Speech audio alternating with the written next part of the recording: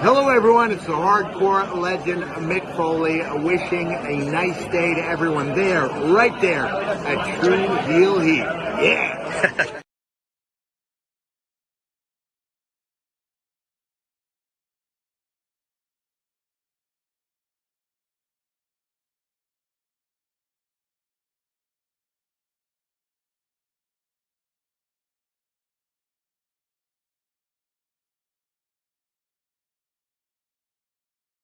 Rob Van Dam, listening to True Heel Heat. Pow!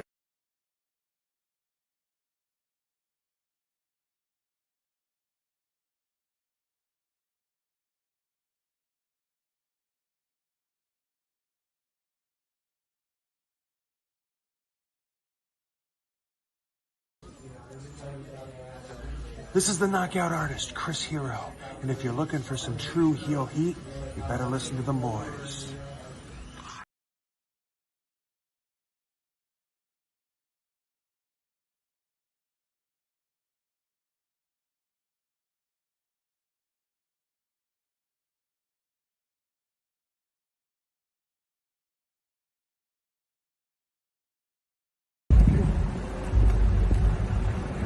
Yo, what up? You know what it is. It's your boy AJ Francis reporting to you live from New York City, the birthplace of hip hop.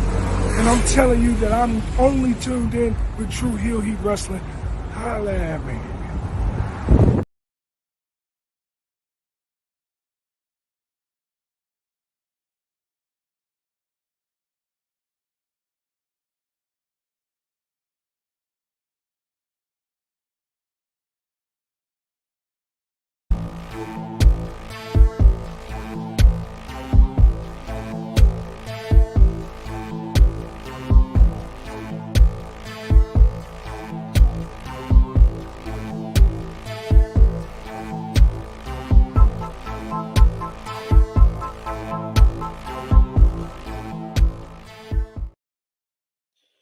After a whole month, yes, we are back and we are here to conclude what was one of the best in recent memories G1 Climax tournament. It is me, your True Hill Phenom SP3. We are live on the True Hill Heat YouTube, Facebook, and Twitter for our NJPW G1 Climax 34 final review. Of course, to do that, to talk about this year's final night of the G1 Climax 34 tournament, I am joined by my New Japan stalwarts, my New Japan crew, the other 2/3 of the Never Open Weight six-man tag team champions when it comes to talk about New Japan Pro Wrestling. First up, we have the man that hasn't been with us since the preview, but he's down to one job, so you might see him a little bit more often as we're getting close to the end of the year and close to Wrestle Kingdom to start off 2025. He is the MC of the past, present, and future of New Japan Pro Wrestling here on the True Hill Heat YouTube channel. It's your boy, Jay News. Oh, ladies and gentlemen, you have to excuse me. It's been a very emotional weekend. Cleaning away the tears here. As the Nature Boy once said, with a tear in my eye, ladies and gentlemen, Zack Sabre Jr. is now the G1 Climax winner. He will now go on to, if I am not mistaken, King of Pro Wrestling to take on whoever is the IWGP World Heavyweight Champion at that single point in time. And then the real celebrations in the streets of the Isle of Sheppey will begin when he becomes the IWGP World Heavyweight Champion, because that's all we're awaiting. But as you await, thank you, SP3, for inviting me back on. Sonal, always great to see you. But to my people out there, good morning, good afternoon, good evening. Tis is I, your good brother, Jay News, back at it again here on True Hill Heat. And to say that this was the best G1 that we've had in quite a couple of years is an understatement. I enjoyed the tournament. I actually watched the majority of it, which is different than the last couple of years. And I enjoyed the hell out of it, man. The G1 season, as they call it, always, as long as it's good and as long as it's booked well, brings that fervor of pro wrestling back into my brain, and I want to make sure that everybody knows what my thoughts were about what happened and transpired throughout the entire tournament. But without further ado, we do have our third member of the best trios tag team in the business with us here today. Of course, we have the most positive New Japan fan in the world, and she has a lot to be positive about. The one and only Sonal is here. How are you doing? You're muted, Sonal. You're so excited you muted yourself. You didn't even realize it. Oh, I'm so sad. Okay. So when I started watching New Japan, I do these predictions, right? And I have always made a joke of, and here are my very wrong predictions. This is two years in a row in the G1 that I've got it right. And I could not be happier that this year I chose Zack Sabre Jr. Because, guys, it came home. It finally came home after what seems like forever. Zack Sabre Jr. has won the G1 Climax. He, as you know what, I was quite happy when he did it. Breaking tradition, that has been the case for the past few years. He is going in with a briefcase. He is staking his claim to a shot at the championship. And I think this is sort of, I said this because I got into a bit of a spat on Twitter with somebody who was like, "Oh, this is stupid. You know, why is it not doing a wrestle kick?" I had someone like that in my comments too, and I was just like, no, he very much explained why he's doing this, so I don't understand the complaint. Well, the funny thing is, so Chris Charlton said that it's only been a thing since 2012, since Okada. Yeah. The person on Twitter was acting like this was like a 30-year tradition. It's like if it was the Royal Rumble winner taking a shot at No Way Out. Do you know what I mean? Like, it's happened since 2012. Okada started it. Okada's not here. What better thing to say he's not here than to completely break the tradition that he created? Like, yeah, I remember I was so excited. I was like, yeah, and the person was like, it was just a waste of time. You know, the G1 didn't do anything. I was like, oh my God. There's always somebody. There's always somebody who's going to piss on. As Jay New said, it's an understatement to say that this G1 was one of the best because it was, and I said this on our last video, bar Red Narita and Evil, literally full of amazing. Jake Lee. Sorry, I had to add that. And Jake Lee. Nah, man. You know what? I don't agree. Other than against another war dog in Kurgan Hall. That's it. No. But if we didn't have Jake Lee in it, we wouldn't have seen the Mad Bastards creation. I said that was the one bright spot out of the whole turn. He had some good matches, but he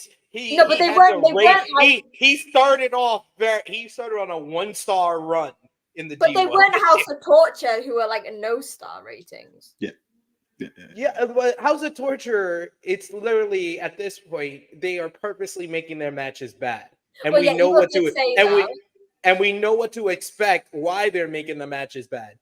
I don't expect, they're bad because they have too much shenanigans and they're not the best workers in the world.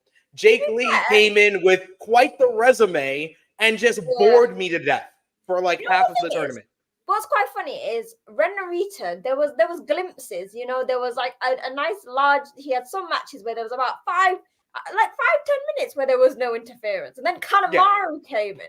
And I was like, at the start, I was like, oh, this is exciting. Maybe we can see Ren Narita. And then it's like, no. And that's the thing, that's the difference between Evil and Narita. Evil has said, I will put on the shittest match each night. But in Narita's head, I still think Narita thinks that he is he's one of the 3 musketeers. At this point, he should just be taken out of that. Just put Uemura in there instead.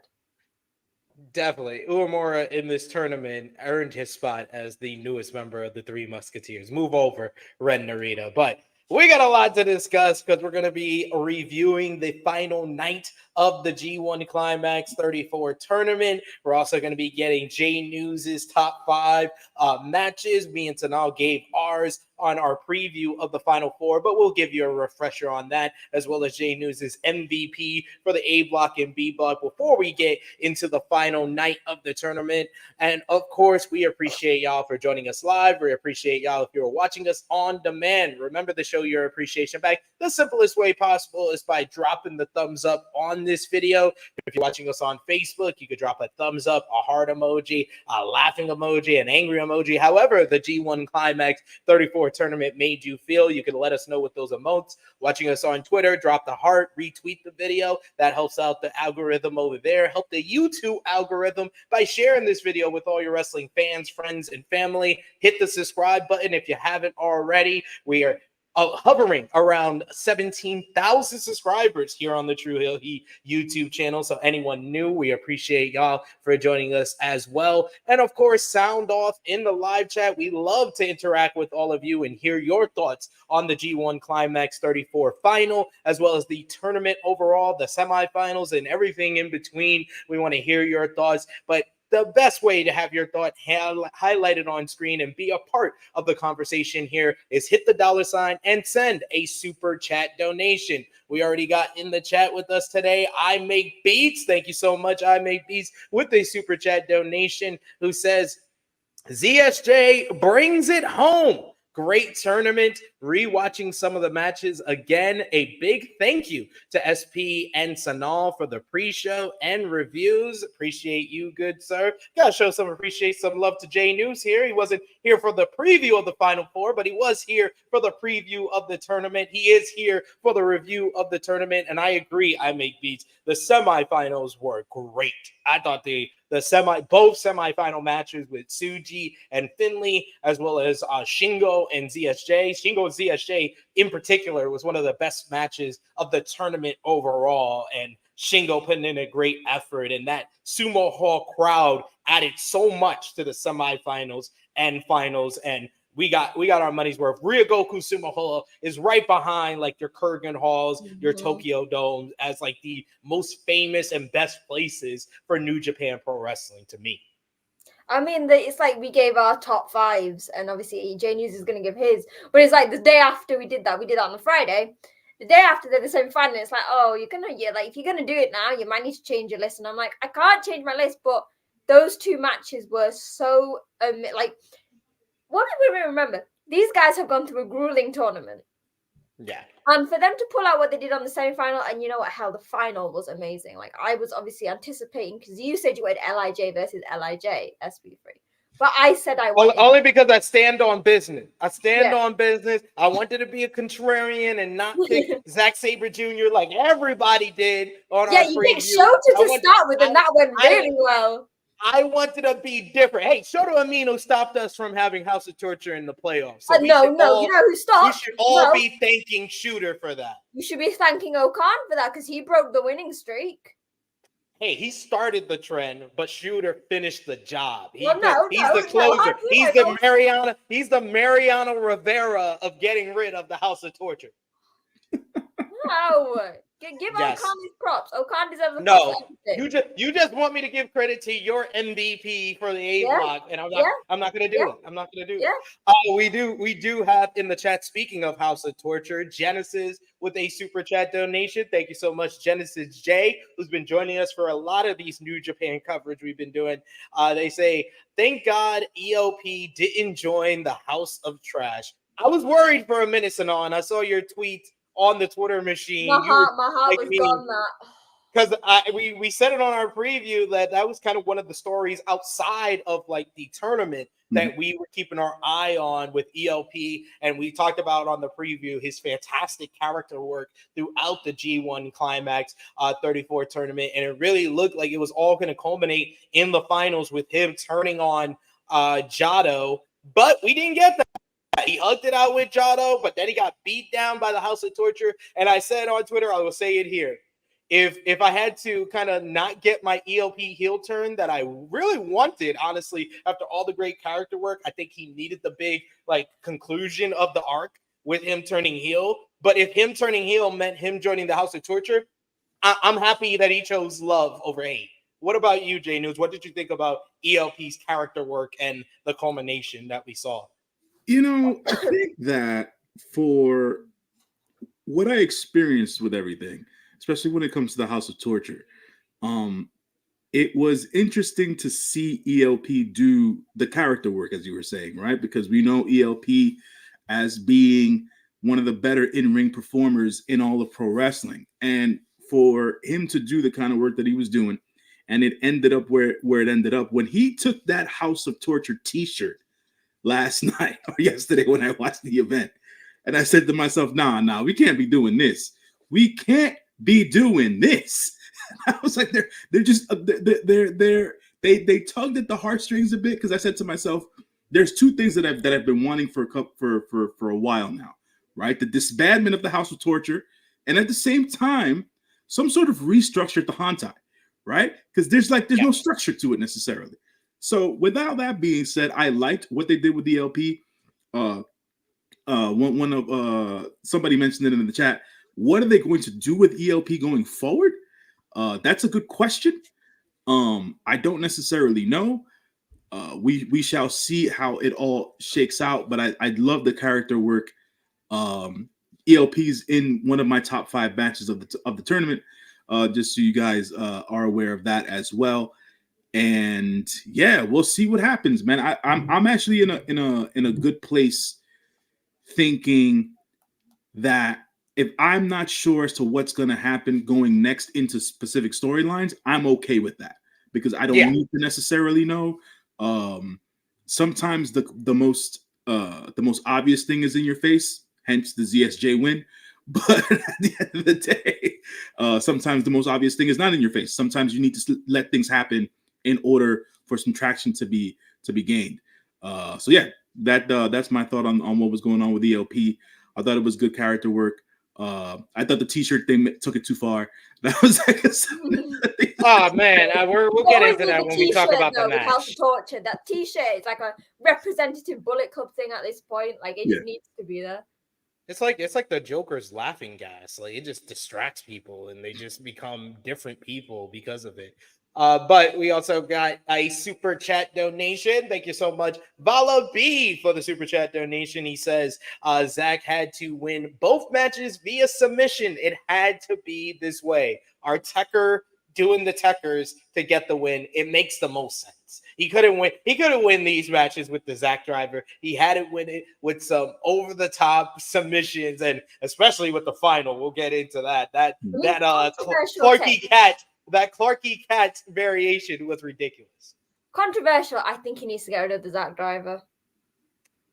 Wow. Fair. He's not with Taka Michinoku anymore, but he needs a non-submission finisher. Yeah, because the thing is, I even prefer, when he does like the roll-ups and stuff. Like, I think that's better than the Zack driver. No, but I feel like that's a better finish for Zack than the Zack driver, because Zack driver feels like a power move, but then Zack's not a power guy. Whereas when he does the roll-ups, it's like, oh, he's like doing like this like very nice sleek moves that that his opponents don't expect. Now hold on, Sonal. The entire tournament. I said it was controversial. Hold on. The entire tournament, our good brother, the Velvet Voice himself, Walker Stewart, and Chris Charlton, they both pushed the narrative about Zack Sabre Jr. putting on the muscle and how he's got more striking power and ability. So I will respectfully disagree with you. I think that the Zack driver needs to stay. Taka Michinoku is probably on his last legs anyways at this point, even though he looks great. Yeah. He's in better shape than Hiroshi Tanahashi, so he might be pinned.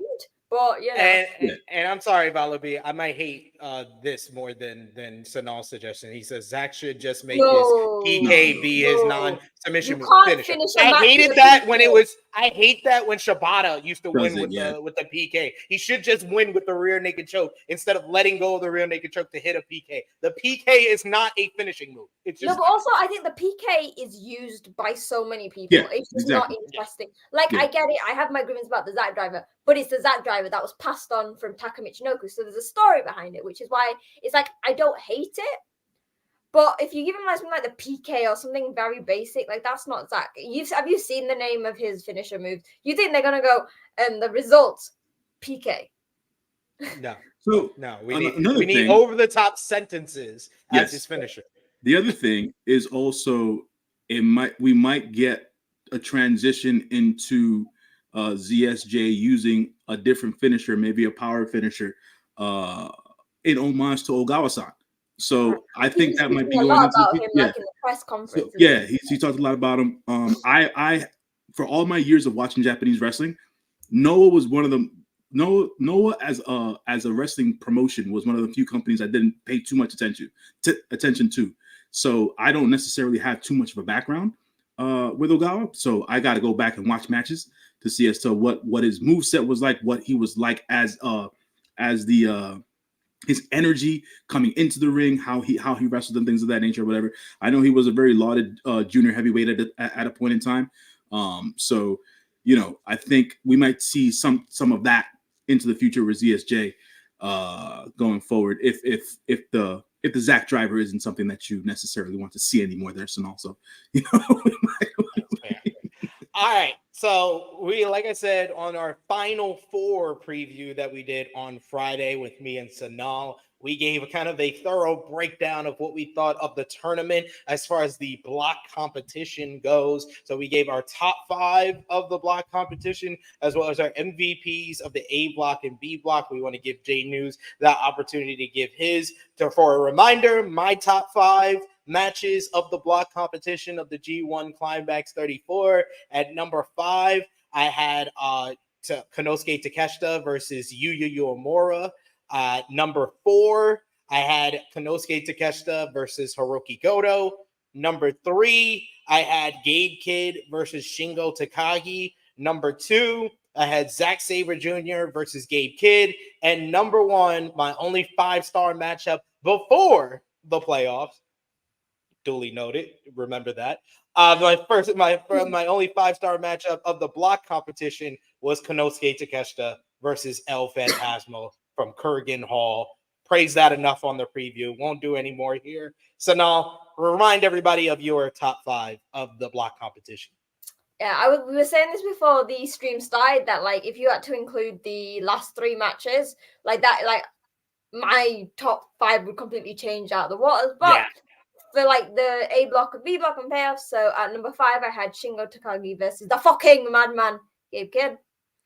Number 4, ELP versus Takeshita. 3, Zack Sabre Jr. versus Sonata. 2, Hiroki Goto versus Takeshita. And number 1 was Zack Sabre Jr. versus the fucking madman Gabriel Kidd. I love that she has to say the fucking madman. No, whenever my mom's like, "Oh, it's Gabe Kidd," I'm like, "Who?" She's like, "It's the madman." I was like, "No." She's like, "What?" I was like, "It's the fucking madman. You can't miss it out." Your mom doesn't probably want to curse, so I understand. We got Jay News. Now, let everybody know your top 5 of the block competition of this year's tournament. So I'm not including playoff matches. Not including playoffs. Not including playoff matches. So number 1, I said this off stream. I'll say it now. I'll start with the first one. For me, because of the emotional investment and how long I've been watching Hiroki Goto as a wrestler. Goto versus Takeshita was something that really pulled at me because of what happened, what transpired afterwards, the kids and the how long it has been since Goto was this high, was this far into the turn. It was a whole thing. Emotionally speaking, it just pulled at me. So it was Goto and Takeshita number 1 for me from an emotional standpoint. That was my favorite match. That would be my number 1 match. The rest of the matches not in any particular order. Take versus ELP's in there. I got ZSJ versus Gabe Kidd in there. I have ZSJ versus Sanada. Sanada gets put into my list because we stay. Of course, found a way. See, it's not just me who loved that match. He found a way. I knew this guy was gonna have Sanada in his top 5. So there's that of it, and 5th match overall. I want to say honorable mention to this match before the injury. It had, to me, Tsuji and Uemura was going to a place before that injury where I think the perception is now people understand that it seems like Yuya was supposed to go far into the tournament. Mm-hmm. And I think that match was supposed to be the staple match of it. I wanted to bring that into, I wanted to put it in my top 5 because it was going so well. And they brought that fire that reminded me so much of their Young Lion days. It just took me to a place where I was like, yeah, This is what I've been wanting to see for years now. And even though they've had 51 matches at this point, right? Like literally 51 matches. Yeah. And I was like, this was them as themselves. They weren't young lions anymore. They were in the premier tournament of the company. They're about to take it to new heights before the injury happened. And I want to mention that match because that match, there were a couple of moments outside of ZSJ winning the tournament. There was another moment in the tournament that brought a tear to my eye. Was when Tsuji used the deadbolt suplex on David Finlay before hitting the semis. That was probably my favorite moment of the semifinals. Beautiful. I said to myself, you know what, man? Sometimes stuff gets lost in translation when you're watching professional wrestling and stuff like that. And it's something that I don't think I've experienced with a Japanese wrestling match in a long time. Just understanding how good of friends Tsuji and Yuya are, and him being able to put that into a match, I thought was chef's kiss of a moment. So props to Tsuji, legit. Like, he's the only one we can trust right now. Yeah. Yo, he's the future. Like, I was on the Tsuji bandwagon from jump, and I said he should have won the IWGP World Heavyweight Championship last year. Yeah, and when we did our preview of the Final Four, because Shooter is out my original pick, I went with Tsuji to win the whole thing. But like, this guy, there's no question, he's the future of this company. Yeah, man, it was dope to see him not even coming to his own, because he came into his own the day he came back from excursion.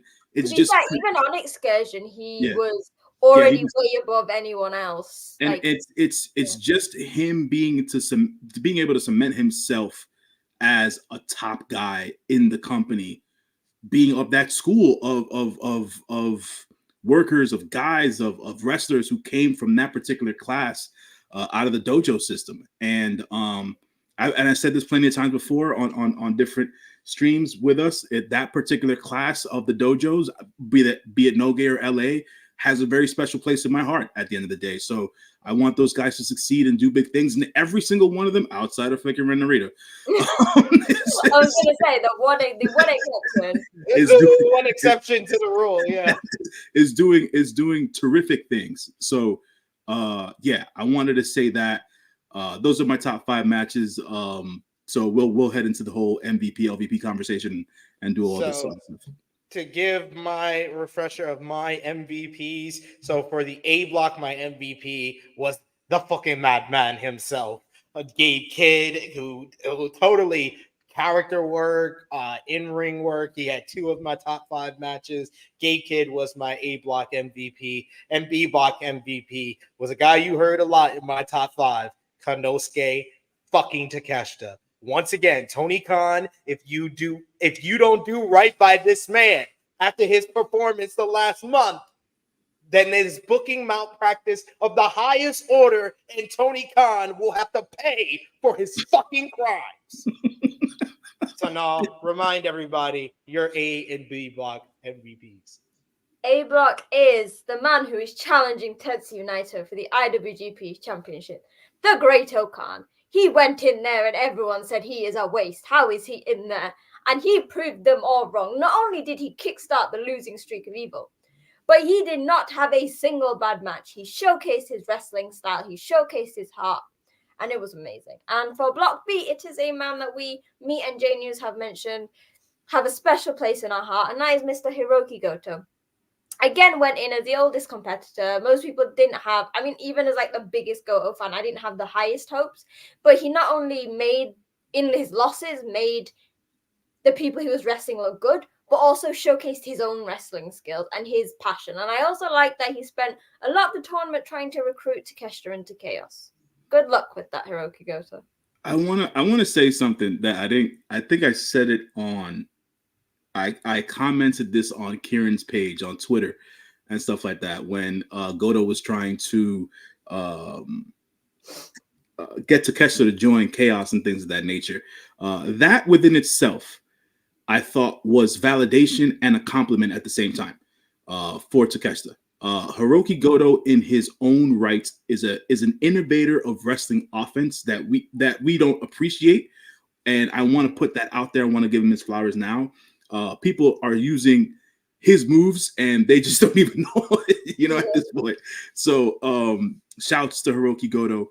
I had a great moment with shout out to Luke Owen of Wrestle Talk, because we both went to the York Hall show for Rev Pro last Sunday, a week ago from this past Sunday, and I was standing next to him, and one of the wrestlers in like one of the matches used the Uchi-Goroshi, and we both looked at each other and said, Uchi-Goroshi! He was like, and Luke said to me, he was like, that's how you know a real wrestling fan. They know that's the Uchi-Goroshi. I was like, yes, you know he's an appreciator of Hiroki fucking Goto.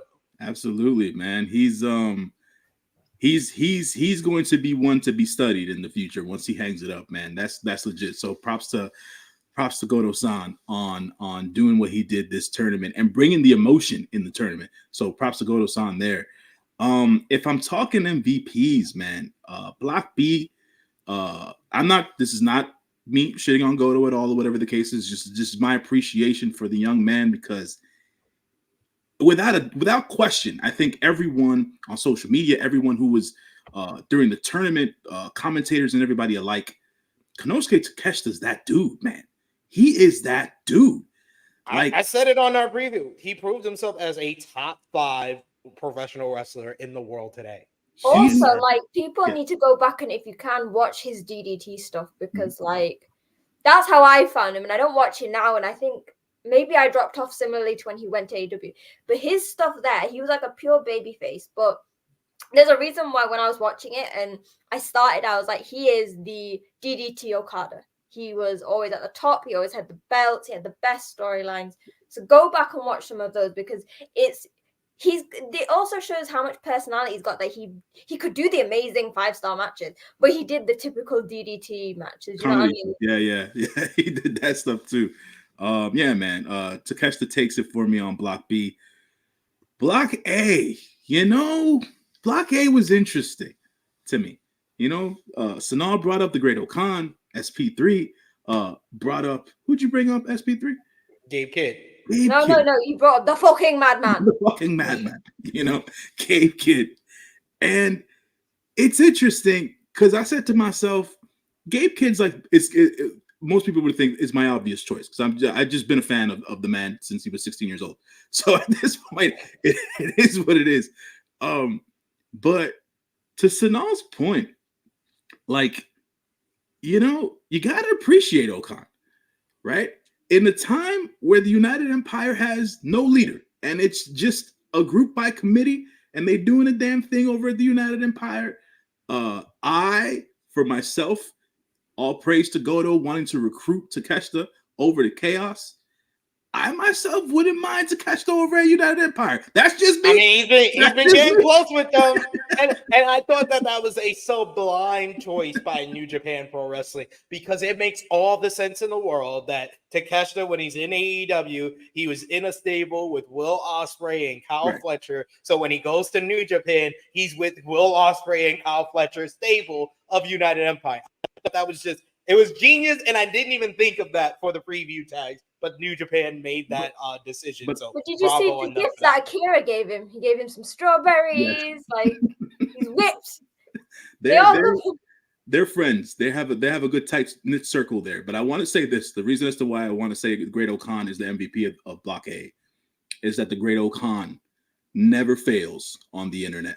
Brother, there was a picture that came up during the tournament where it had all the members of the United Empire, including Takeshita there, where he held up the check because he was the man who paid for the meal. The Great Okan is and will continue to be undefeated on the internet.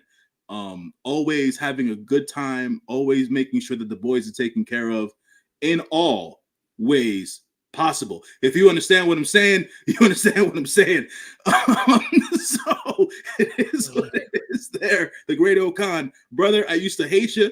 Now I love you. And it's all good in my hood. So it is Great Okan, MVP, Block A. I also think that he doesn't just take care of the Empire. He is really an advocate for New Japan. Like whether it's like when he's doing all of this stuff outside, he does this stick where he was talking about how he didn't used to love pro wrestling, but he does now. But for me, whenever I see Great Okan, he's always so proactive. Like I always bring this up of like the time that I met Okan, and he's always either trying. So the first time I met him was actually an official meet and greet, and he was trying to sell his own merch. But when I met him for Royal Quest 3, he was at the merch table for everyone. So he wasn't doing an individual one, but he was at the general one. And he was getting people to come and talk and sell them. And I think that his love for New Japan, and obviously the fact he went through the dojo, is so underappreciated. People just think, oh, he's just some guy who does the whip. Do you know what I mean? He loves SP3 does it better. He has so much genuine love for New Japan as a company. And I think that also thing, because I know a lot of people do it, but Okan does it in such a subtle way.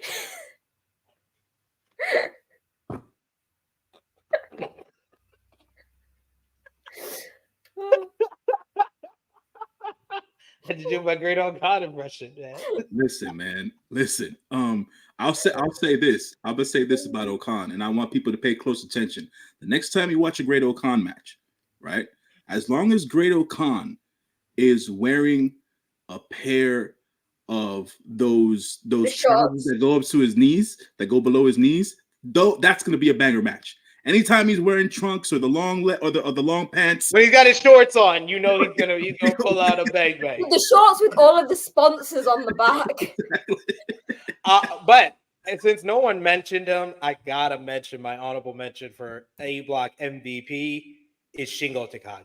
Shingo Takagi has truly become the Tomohiro Ishii. Like it slowly happened as Ishii was still in the G1 that Shingo kind of took the mantle because they had so many bangers in the G1 against each other that we didn't realize that it was like a passing of the torch of the guy that we rely on to have all the banger matches with everybody in his block. It went from Ishii to Shingo Takagi because Shingo had a banger with Sonata. He had a banger with Zack. I had one of my top 5 matches with Gabe Kidd. He had a banger with Shoto Aminu. He even had he had great matches with Great Okan in the playoff as well as in the block series. Like Shingo, I gotta show love to Shingo Takagi because he put a hell of an effort. And if we were doing a top 5 after all of the tournament, then him and Zack is in my it's number 2 for me, or number 2 or number 3 for me overall of the overall tournament, because that was a great finale and I was shocked when he tapped out against Zack in the semifinals. Can I give another honorable mention? Because everyone's a hater, but it is fine. Go ahead, Sonal. Go ahead. I know where you're going. David Finlay, okay? I'm saying it. Yeah, let's go. Let's show him. Show him. Put him in his place, Sonal. Because I have this guy over here. I have been a David Finlay fan since. So, for people who don't know, I got into New Japan and I cemented my love for New Japan because of the feud between Jay White and David Finlay. So, David Finlay has always had a special place in my heart.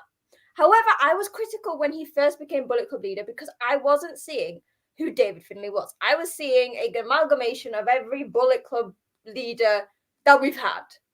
However, but I've seen him get better, and I've admitted this on this channel. However, this tournament was a goddamn standout, and this is the David Finlay that I wanted. This is the same David Finlay that I loved a few years ago, but with that completely different character he put on. Again, he got quite a few losses, but he was never made to look weak in any of those losses. He made himself look strong. He made his opponent look strong. Hell, me and SP3 were talking about this on Twitter, how his match against Tsuji is probably one of his best matches and one of Tsuji's best matches. And I think in this tournament, he had 2 of his best matches ever. The match with Tsuji in the semifinals and the match with Goto in Kurikan Hall. That was one of the most emotional matches of the whole entire tournament. And that's the thing. He also proved himself through his character. When he had the dogs, but then he was on commentary and he was a really good heel there. And it feels like this tournament, nothing was forced. You can say you don't like him. You can say, Jay News, I know. We know. However, you can't. So I love Finlay now again. I'm like, yes, he's in. But you can't not respect the guy.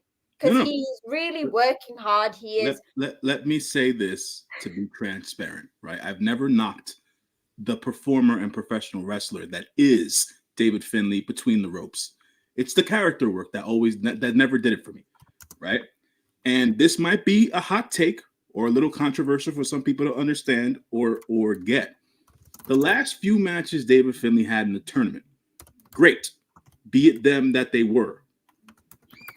For whatever reason, in my gut, and I can't substantiate this. This is complete conjecture and rumor from me. It feels like he's on his way out. Wow. That's what it felt like to me. I can be completely wrong, but the way he treated these matches, like you saw, he was spent a lot of the time after these matches were over. Selling, be it what it is, like from a facial expression standpoint and whatnot, like the way he wrestled these matches, I was like, dude, what's going on? Like, these are great matches, but it's like, are you leaving sometime soon? Like, is there something? I don't even know what you're talking about. I was gonna say,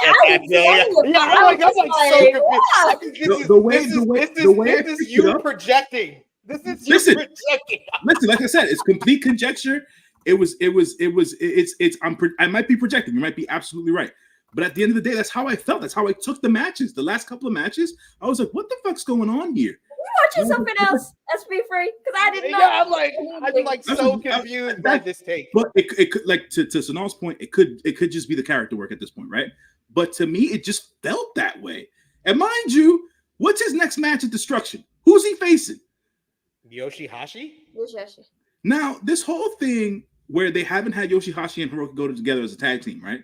And for years, we've been pushing for Yoshihashi to have his first and only singles title somewhere down the line. I will put, if you want to put money on this, I will put money. David Finlay is beating Yoshihashi. I'm not. He's gonna be just. Don't even allude to you thinking that Yoshihashi is gonna beat David Finlay for the global heavyweight championship.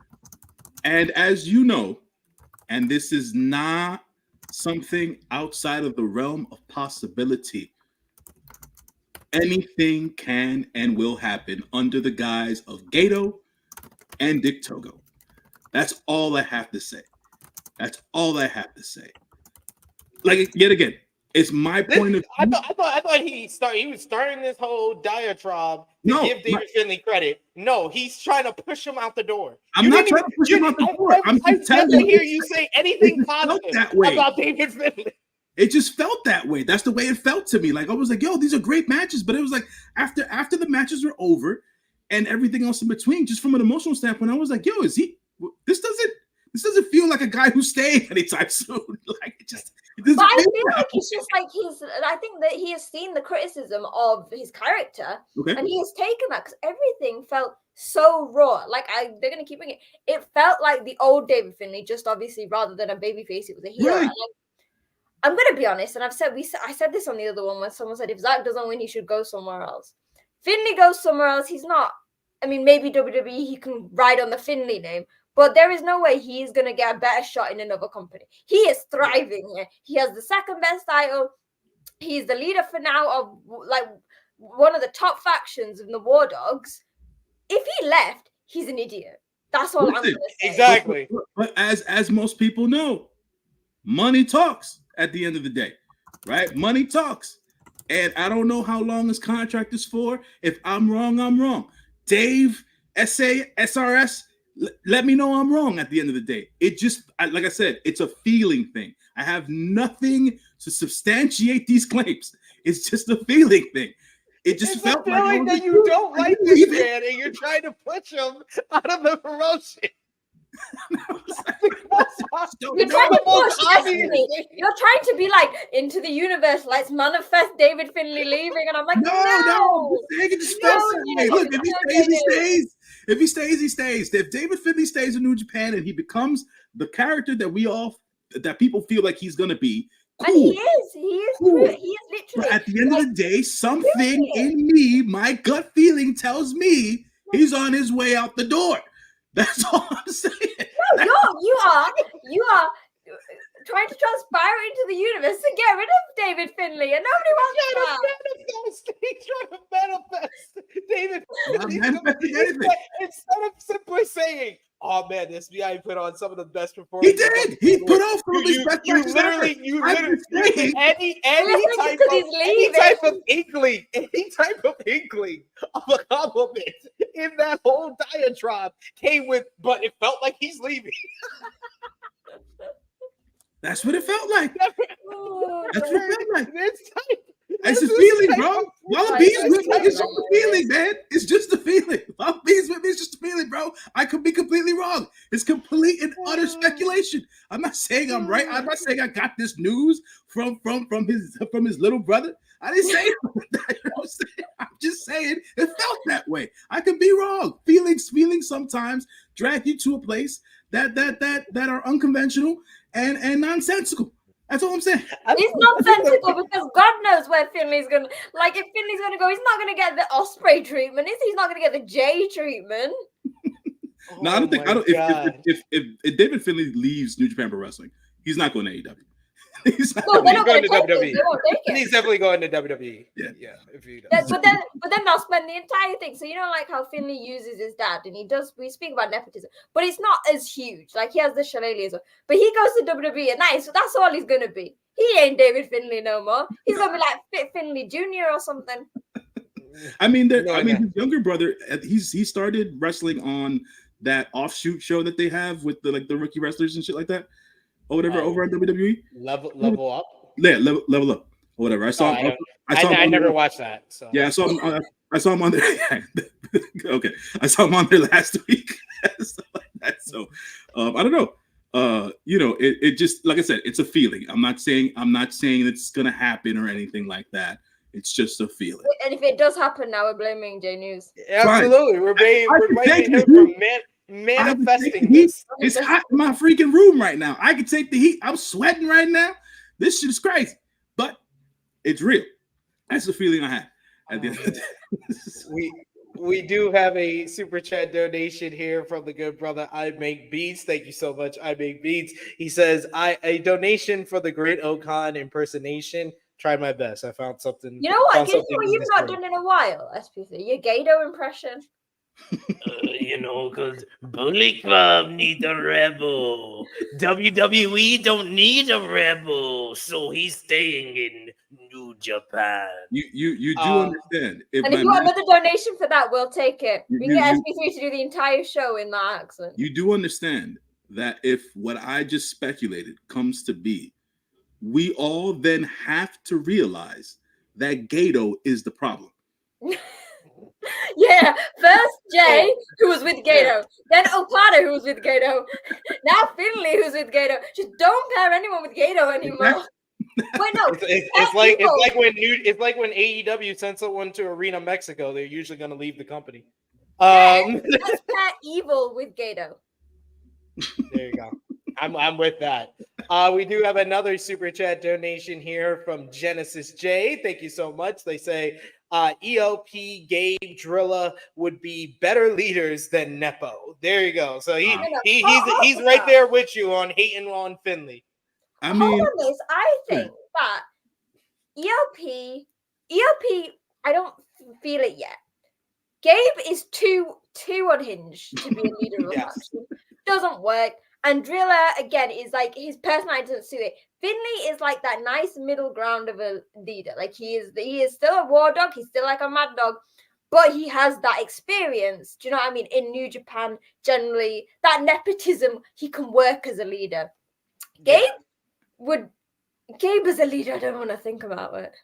I think Gabe's like another year away from when he can finally start focusing on one thing at a time instead of his focus all everywhere at the same time. And I don't think he should do it as Bullet Club. He needs something new.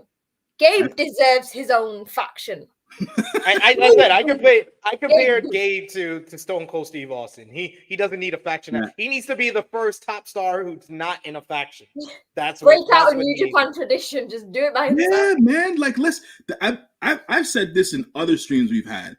I feel like the faction warfare shit's it's done its due diligence at this point.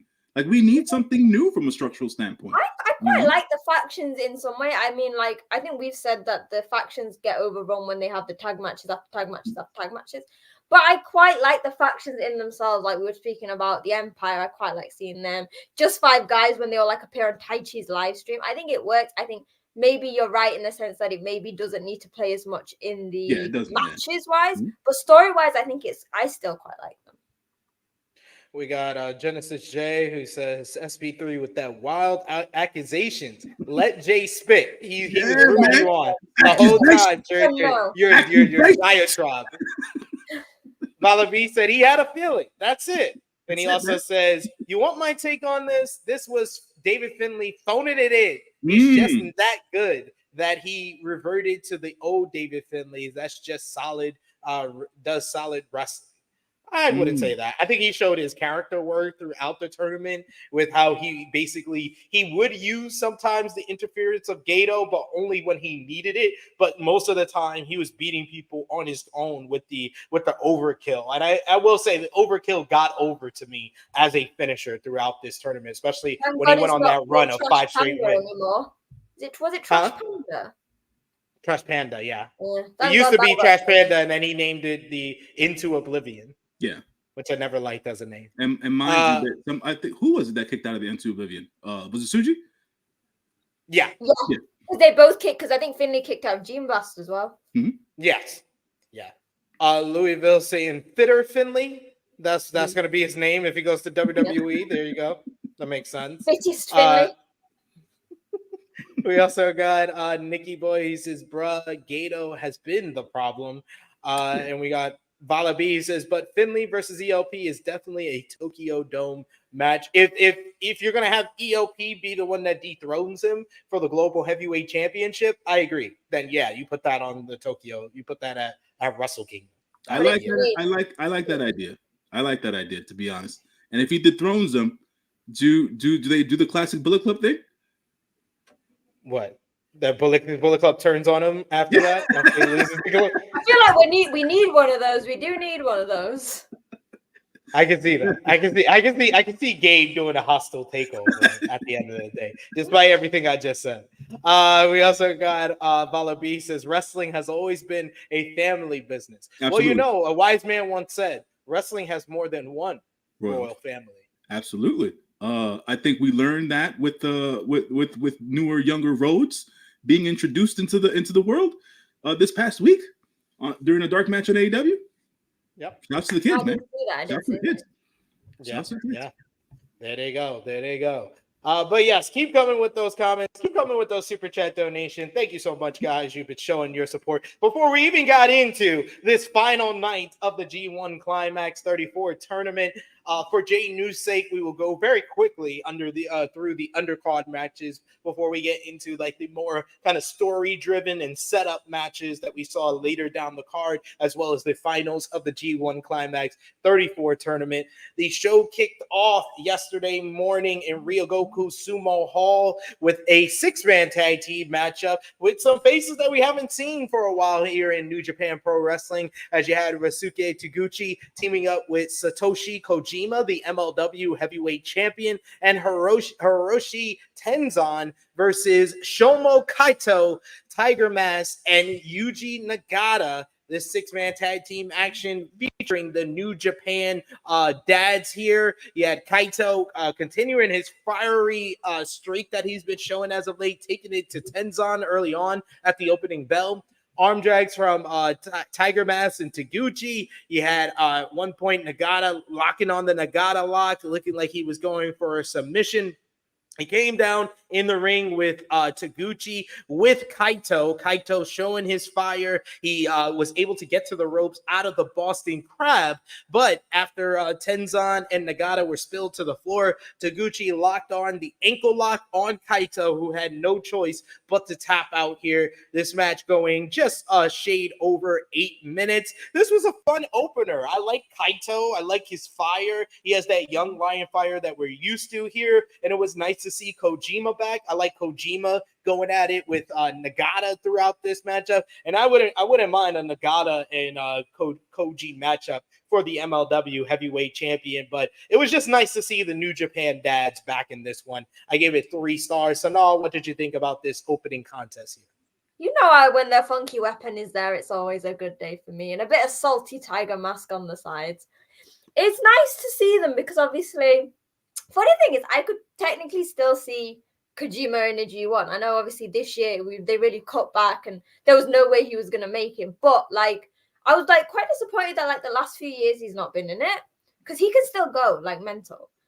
But like you said, SP3, it's nice to see the New Japan dads there with the young lion. And like you said, he has so much passion. So slowly watching the new class, because obviously we've still got Oiwa on excursion, Oleg sort of just very who's quickly. Been killing it ever since his heel turn in Noah. And he just had a great matchup, arguably the best match of the N1 tournament in Pro Wrestling Noah with Kaito Kiyomiya after turning on him a few months back. So yeah, Oiwa, to a lot of people, the kind of growing sentiment is that he could be the future of the company, even better than all of the Reiwa Three Musketeers. Yeah, that's the thing. So like you've got him, so you've got Bolton, who is obviously finished now. Fujita, who's obviously he's injured at the moment, but obviously is mainstay in the junior division. We're now and then you got Youngblood over in Rev Pro. Yeah, forgot about them because I've not been to Rev Pro show. Because Yuto Nakashima's back, got injured very quickly, but you've got those two over here in the UK. So it's like you need to bring some fresh blood and to slowly see them, and we'll speak about in the next match. I have some high hopes for what we can expect going forward. I agree with you there. J News, any thoughts on this opener here? Like you guys said, it was cool to see the New Japan dads in the match. Always cool to see Koji. There was I forget one of the wrestling Twitter accounts that always posts old school Japanese matches, all in general, or whatever the case is, posted a match between I believe it was the great Koji versus the Great Muda at one point, where Kojima was basically dressed up as a version of himself as Muda and whatnot. It was great to see the Bread Master back in Japan Pro Wrestling. I think I've said this before, but I'll say it again. Since the 90s, when I was a kid, when I was a kid and a teenager in the 90s, I've never been a fan of Hiroyoshi Tenzan. Never. Not a day in my life. Never understood the hype. Still don't understand the hype. And I mean, now he's washed. So. Bro, he was washed in 95. Whoa! We're gonna need a disclaimer for J News at this point. He was watched in 95. I don't know, and I never got it, and I never understood it, and I never will. So I'll leave that there. But watching him yesterday was just like, why is he here?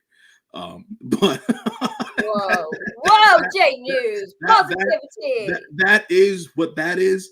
I will always have admiration and respect for Blue Justice. So at the end of the day, always good to see him in the ring. Koji. I still haven't warmed up to the new Young Lion class. I don't know why. It just hasn't hit for me yet, but hopefully it will. Like SP3 said, Shoma Kato was in this match, right? Shoma showed good fire, but there's still like a lot left to be desired for me. So I'm still waiting to see when it clicks for me with this current crop of Young Lions. We shall see, but just in case you were not familiar with the rest of the Young Lions, we had a singles match that was up next here as Tai Chi made his return to New Japan Pro Wrestling after coming up short in the G1 Climax 34 qualifying tournament, and he was facing Katsuya Morishima. I think I like him out of this new young lion class, and maybe it was because I got to see him in a singles match here. He immediately started taking it to Taichi early on with some forearms. Taichi briefly staggers, but comes back with the big boot. We get a flying forearm, takes Taichi off his feet. We get arm drags blocked, and Taichi shoves him to the canvas. Morishima looks for a body slam, but Taichi turns the tables and delivers one of his own. Spinning heel kick gets a 2 count. We get a back body drop, gets another 2. He tried for a single leg crab, driving his knee into the neck of Morishima, but Morishima showing that fighting spirit, getting to the ropes. He made a comeback. He hits a big drop kick. He finally gets the body slam. He goes for a Boston crab, but Taichi is able to shimmy to the bottom rope before he can get locked in. Shoulder block gets a 2 count. Schoolboy gets another 2 count. Inside cradle gets another 2 count for Morishima.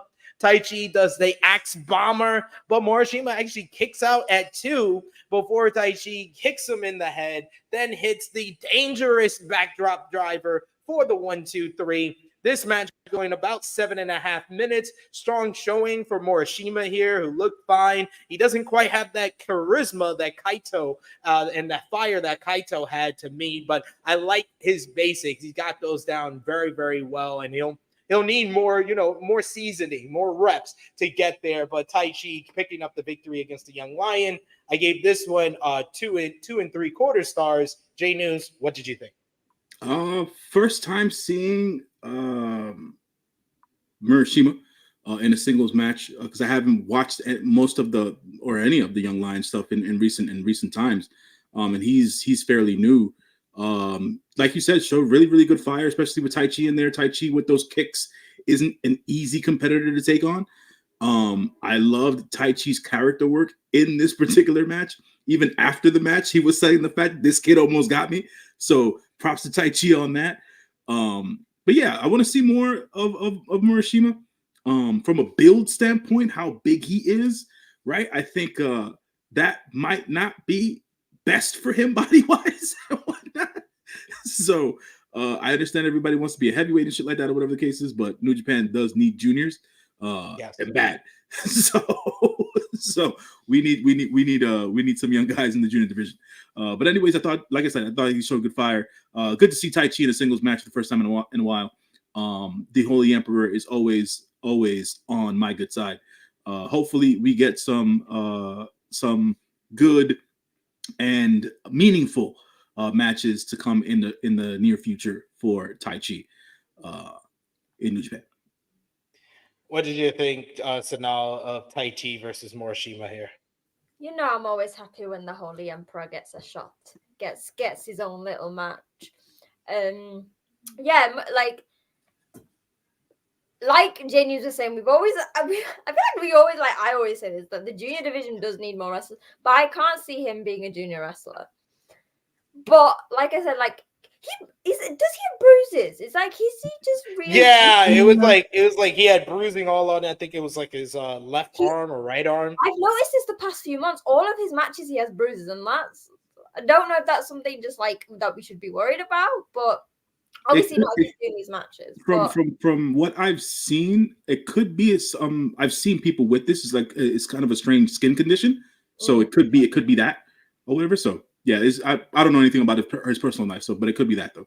Yeah, I mean, he does have the fire, and I kind of like afterwards, Taichi's like, why are you putting me in these singles matches with Young Lions? But then, like you said, like there was moments where he was like getting caught off by how good this young kid was, and I always love seeing like this, like, because we always see the Young Lions being put in matches like as tag teams, and then they wrestle each other, but it's really these matches, these singles matches, that are gonna be the most experience. Right.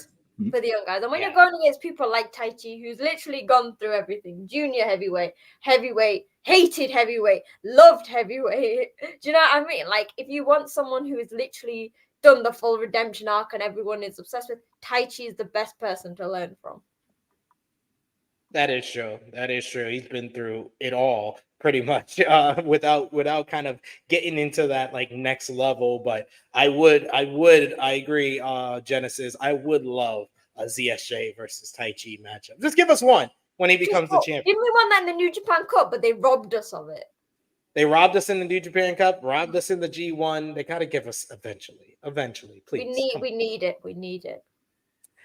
Next up here, we had the tag team action, as it was TMDK represented by Mikey Nichols and Robbie Eagles making his return to New Japan Pro Wrestling after a brief stay in AEW and Ring of Honor. They faced the United Empire's Francisco Akira and United Empire adjacent Konosuke Takeshita. One final dose of Takeshita in New Japan Pro Wrestling before he heads back to AEW and DDT.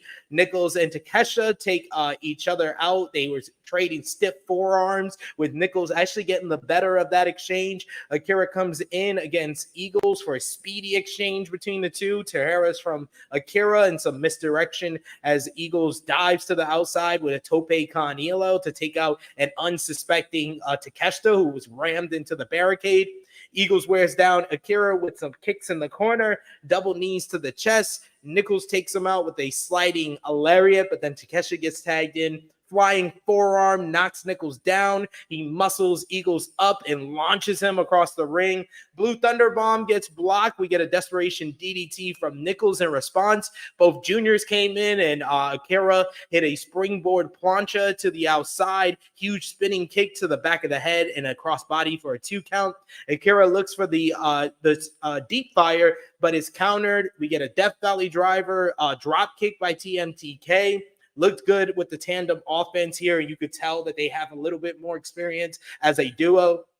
Akira with the roll-up on Eagles for a 2. Eagles comes off the ropes, and he gets caught with the Blue Thunder Bomb by Takeshita, the best in the business. I'm sorry, Sami Zayn. Akira goes for the fireball knees, but misses, and we get a TKO from Nichols, followed by the Shining Wizard by Eagles for the 1-2-3 on Akira. This matchup going 9.5 minutes. TMDK looking good as a duo here, and I like the moment at the end with Takeshita, showing his support to Akira, giving him the ice pack, and then before they went up the entranceway, he did one last look to the Ryogoku Sumo Hall crowd, and we could tell Takeshita wants to come back to New Japan Pro Wrestling very, very soon. I like this matchup. This was the best so far of the night. I gave it 3.25 stars. I thought it was a low-key exit for Takeshita, but a nice one, and of course, Akira and Eagles working really well, giving us shades of their matches back in the Best of Super Juniors over the last 2 years. So good stuff here. Sonal, what did you think about this tag team encounter? Yeah, I really liked it. Obviously, we had the C Block champion in this match. Akira getting the not got the trophy. Don't know why that's gone. I think Tsuji kept it the first year. I've got more of it with the C Block T-shirt. So, yeah, I really liked it. There was everything really was done well here. You had the interactions between Nichols and Takeshita, and I think Nichols is great. So he's had his ups and downs since he's come to New Japan. Some matches we've been like the Hanari one, but I think he's a really good fit for the company, and he works really well with Robbie. And yeah, personally, everyone knows how much I love the junior division, and I love Akira and Robbie so much. So that was really nice, and I like how even in the post match comments, Robbie was alluding to this whole Best of Super Junior stuff, and I think a comment earlier was with the way that the junior division going, it's going to be a lot of guests. There are very strong wrestlers. There aren't many as maybe compared to the heavyweight division, but New Japan still does have a very strong base for juniors. And remember, we've got people. Wato is set to come back at some point. I really hope. We saw Yo on commentary at this point, so I think he is getting closer. Fujita, obviously. Yeah, a lot of injuries to a lot of big guys that you should be at the top of the junior heavyweight division. So it's a low moment for the junior heavyweight division, but like you said, it's going to get better. But again, if it's going to happen, at least it's happened now during the G1. Do you know what I mean? They've now got until October, Super Junior Tag League, to get everything back. Remember, we've still got the junior tag champions as Driller and Clark. Those two are extremely good champions. They are very good benchmarks. I can see maybe when they lose it, one of them goes on to become junior champion. Though I still doubt Drill as a junior. Can we get a weighing thing on that? I was going to talk about that when we get to the next matchup, but what he took those AJ Styles vitamins during his He's like time. Shingo 2.0 because no one believed that Shingo was a junior heavyweight when he first joined. But yeah, it was really nice. Obviously, Akira getting pinned, and it makes sense. He's the baby. But again, I'm gonna put out there, Takeshita working with Akira it's like a cute older brother, younger brother relationship. Like I need to see more. Like I know I've said that Hiroki Goto trying to get Takeshita into Chaos would be great. It'd be a nice rejuvenation for Chaos. But I love seeing Takeshita with the Empire guys. It just works. It just fits in every way. It really does. He just needs to get some green in his outfit. Yeah. J News, what did you think of this tag team matchup here? I think that the point you made earlier was a good point about this. It seemed like a soft bow out for Takeshita after the match was over. Good exchanges between everybody. I thought that they could have leaned into some of the forearm shots between Nichols and Takeshita. They didn't do that too much. I want or whatever the case, or at least it didn't sound that way from when I was watching it. So we'll see if that becomes a thing later on. Yeah, no, but it was a solid match overall. I think that Robbie Eagles is waiting for Fujita to get better, so they can go after the junior heavyweight tag team belts. When that goes down, Akira didn't have TJP flanking him during the tournament. So he was out here on his own, and as you guys clearly stated, he was the C Block champion, quote unquote. So he was doing his thing in that particular realm. But I am in the mind frame now that the tournament is over, and now that AEW is going to Wembley at All In, and then back to Chicago for All Out, and God knows where. Where is Takeshita going to land on AEW TV? He's my pick to win the Continental Classic. That's what I think. That's December. We got 4 months till December. So. Hey! I don't mind him being the one who dethrones Will Ospreay for the international title. He needs to be the Triple Crown champion by the end of 2024. I'm with that. I'm for that booking. I'm for that. That's legit right there. We need a Triple Crown champ back in Japan, and Takeshita would probably be the best person to get there. We do have a super chat donation here from Nicky Boy. Thank you so much, Nicky Boy, for the support. He says Zack versus Tai Chi at Royal Quest. Hey, I mean, that's an easy one. Tai Chi's been eluding me at every Royal Quest. I saw him at a Rev Pro show in 2018, my first New Japan show. Since then, no, he doesn't want to meet me. He doesn't want to meet his biggest fan. So bring Tai Chi here. Come on down. We need to see you, Tai Chi, over here in the UK. I'm down with that. We also got Nicky Boy who says, yeah, I'm with that. We need Takeshita versus Billy too. They had still top 5 match of the year for me. Still in my top 5.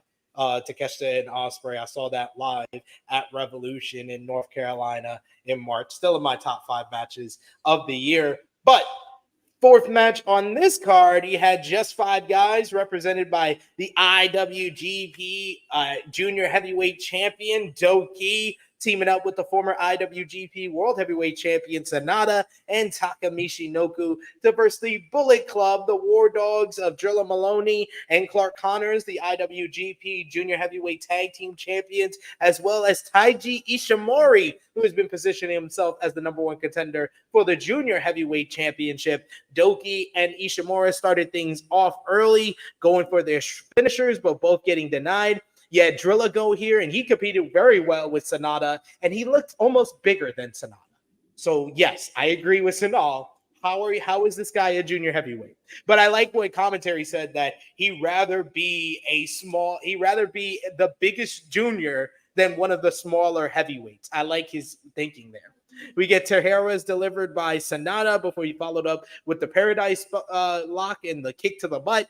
We get Michinoku coming in, eye poke, and Connors comes in and pounces him right out of thin air. Taka gets the advantage. He locks on the just face lock. We get a head scissors applied to Maloney at the same time. Sweet shin music. And then we get Doki diving to take out Ishimura on the outside. Super kick to Ishimori by Michinoku. Ishimori back in, hits a handspring Pele though. We get the Michinoku driver is called for by Taka, but Ishimori is able to reverse it into the bloody cross for the 1-2-3.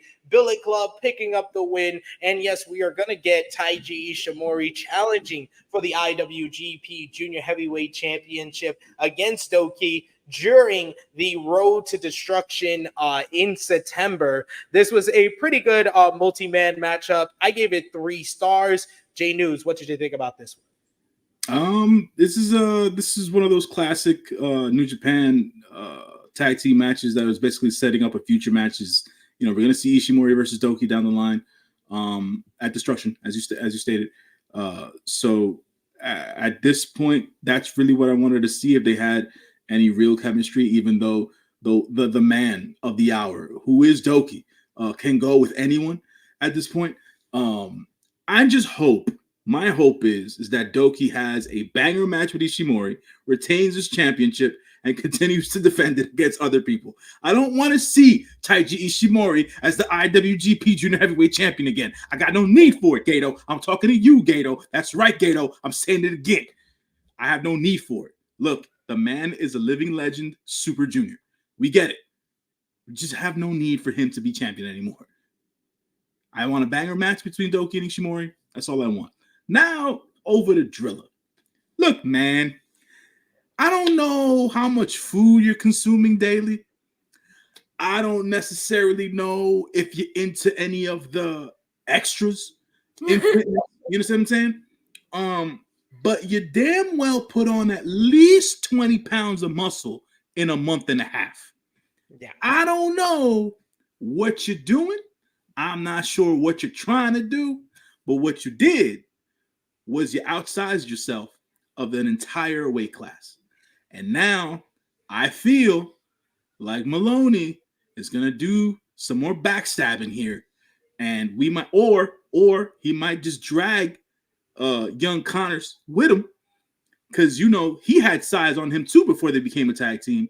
So they might just be bulking up to get to that world tag team division, that heavyweight tag team division. So that might be the move. I think that's probably going to be the move more than anything else. I'm not too sure who will be the junior heavyweight champs after the fact, but I think that those two guys will move up to the heavyweight division in due time.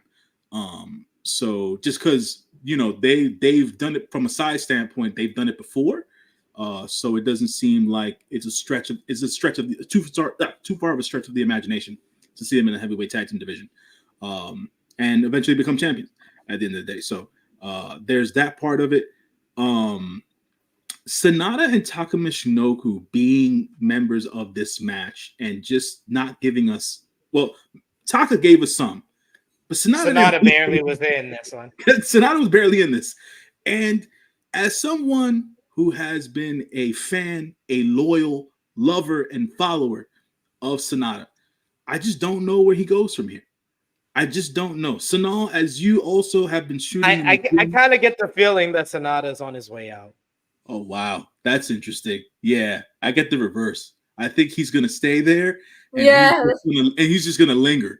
That's really what he's going to do. Bushi, you know what I mean? He's just going to chill out. He's getting his pay. He's going to put in these tag matches, and, you know, he's just going to chill. Also, oh, man, you know what? World Tag League. Maybe they'll get him to the team there. So who did he pair with in World Tag League? Well, he should pair with Taichi, obviously. Right. Because I think at this point, because it was with Uemura, was with Taichi last time, but I think Uemura is now ready for singles. Yeah. So I think that, and obviously Sonata's got the history of tag champions as well, with He Who Shall Not Be Named. Right. They both have history with their own tag teams, but we got our run in here. Say hi to J News and Sonal. Hi. You just wanted to see who I was talking to? Okay. Bless her. Yes, of course. We got Nikki Boy who says, "So who gonna be the one to ask Drilla to piss in a cup?" He's a little Not too crazy nobody in for New me. Japan. Not Yeah, nobody he's in New Japan. That's a not the way little it too works over crazy there, for man. me. We did get the announcement at this point that that they were coming back to the UK for I Royal told Quest you. on I October told 20th. everyone. I told you. I told you. I just wanted to mention that before we get to Niall's thoughts on the six man and what's your thoughts on Royal Quest returning to the UK. So I'm not gonna lie, this was a bit stressful because I got the announcement. I was a bit stressed out because the Royal Quest is on the 20th. I'm in London for a concert on the 17th. I booked a baking class in Manchester on the 20th. Okay, non-refundable. So I had to go and tell my dad, by the way, Dad, we paid this much money for this baking class, but I'm not gonna go. And he's like, why? Because I'm going to Royal Quest. He's like, why? You've done 3 before. You're going to Japan to see them. I went, exactly. That's the reason. Royal Quest is not like an annual thing. This was her line of reasoning, folks. This was her line Yeah, of reasoning. I don't think he accepted it. But when my mom said that she'd go, then that's sort of like a done deal. But There we go. I understand it from like a standpoint because I remember when we were on the preview and Kieran was like, it's not happening, it doesn't sell well, blah, blah, blah, blah. And yet it doesn't do as well compared to the America shows. It's not as hyped as the American shows, mainly because like the time of year. Because I remember the first year it was done in August, so around the time that All In is now. But since then, it's always been October. But for me, it's always a really good show. They have really good matches. It's a really great atmosphere. When they do the meet and greets, I spend an extortionate amount of money to speak to the wrestlers that I love, and I'll do it again. But I get if it's not popular enough. But think about people like me, New Japan fans here in the UK. We don't see anything. We don't get anything here. The US get these big, massive shows. For people like me, Royal Quest is like the big thing. Frantic World UK is getting good wrestling. Yeah, they get good wrestling shows like All In, but for people like me who are firmly like New Japan fans, I love going to stuff like Rev Pro Progress and like obviously All In is great. But to have a solid New Japan show and it's once a year, like the idea when Kieran was like it's not happening this year, that was like dread in me. I was like, are you gonna tell me I wait for October every year and they're not doing it? And I was like, I'm gonna still be here, so I can't go to a Royal Quest. And then that news came, and I was like, yay! I get to go to a Royal Quest. I get to see Sonal in person at a Royal Quest. Do you know what I mean? Like, how long has it been? This is like the perfect chance for like a perfect meetup. There we go. There you go. It's gonna happen. You see, folks, outside of the wrestling world space, some of us do actually have interpersonal, in-person relationships, and we can meet up once in a blue moon. That is the joy of being professional wrestling fans. And you're gonna be doing that. I'm gonna be living vicariously through you for Grand Slam. You got front row seats. I'm gonna see you on TV at Grand Slam. Oh my gosh! But I had to freaking bend people's arms and put motherfuckers in submission just to get people to go front row, son. Deserved though. You needed to do that, J News. That's shout out to Johnny and JJ for backing up my crazy, and we doing this front row thing. We're gonna be live. We're gonna be there for Grand Slam. It's gonna be the True Heel Heat contingent because Chrissy is gonna be having the other seat. So we're gonna have the True Heel Heat contingent, New Japan representative, the flagship representatives with Johnny, Chrissy, and Top Guy JJ. You love to see it. So look out for them at Grand Slam, front row, to see Darby versus the American Dragon, Bryan Danielson. Please don't let it be the end at All In. I don't want to cry when I get to Sunday. I don't want to cry when Wembley Stadium. Not too far of a tangent off. Just to mention this, All In is such a toss up for me, man. With all the different video packages that have been going on, and all this and all the kind of talk that Brian's been doing, I don't know how to feel, man. I just don't know how to feel. I was like, I just know I have to be there. I don't even have a ticket. I haven't even sorted my ticket situation out. If I'm gonna have to break my streak and actually buy a ticket, I'm gonna wait till as far as the end of the week as possible when the price goes down even more. So then I'll buy a ticket. Good enough, man. Hello. If Bryan Danielson retires, man, I don't know where I'm gonna put my face, man. Like I'm gonna cry. I'm gonna be in the building to cry in person. Please record the reaction. Of course. For the I'm gonna content. record my reaction to when he comes out the final count. I might cry when he comes out the final countdown. Put it on YouTube. The views gonna go. That you're gonna get to like go viral, 5 brother. Go viral with the crying face and all that stuff. Get yourself some more added subscribers to the True Heel Heat Wrestling channel here on YouTube. Put it on Shorts. Put it on TikTok. Put it on. There you go. There we go. You already know. You already know. Yeah. IMAB says I'm Team Swerve, but I don't see Brian losing this weekend. We also got Nikki Boy who says I'm going to cry when I hear a final countdown. You and he and says don't get me started. I'm not fucking ready to possibly see my goat retire again. Oh man, again. I hate that word again. Oh Jesus. Oh man, that's the tough part about it, right? The again part, because it's like we already had this once. We already had to live through this. Exactly. I already have to live through this once. All right. Next up, on this show here, you had 6-man tag team action. Tomoki Honma teaming up with Bishamon, Yoshihashi, and Hiroki Goto to versus the Bullet Club War Dogs of David Finlay, Gabe Kidd, the fucking madman, Gabe Kidd, and Jake Lee. Goto and Finlay started things off in this one as picking up where they left off in their G1 matchup on night 12, where Goto got the win over the global heavyweight champion. Yoshihashi tagged in and Goto arm dragged him on top of Finlay. Honma came in for the 3-man beatdown. We get the Northern Irish curse to Yoshihashi. Jake Lee comes in and he hits a body slam, a cocky cover, but Yoshihashi kicks out. In comes the fucking madman who demands Yoshihashi hit him. He obliges and then drop kicks him to the knee. We get a tag to Goto, who goes right for the rest of the Bullet Club War Dogs on the apron, spinning wheel kick, as well as the back suplex. Gets a 2 count. Kid and Goto start trading stereo lariats, both going down.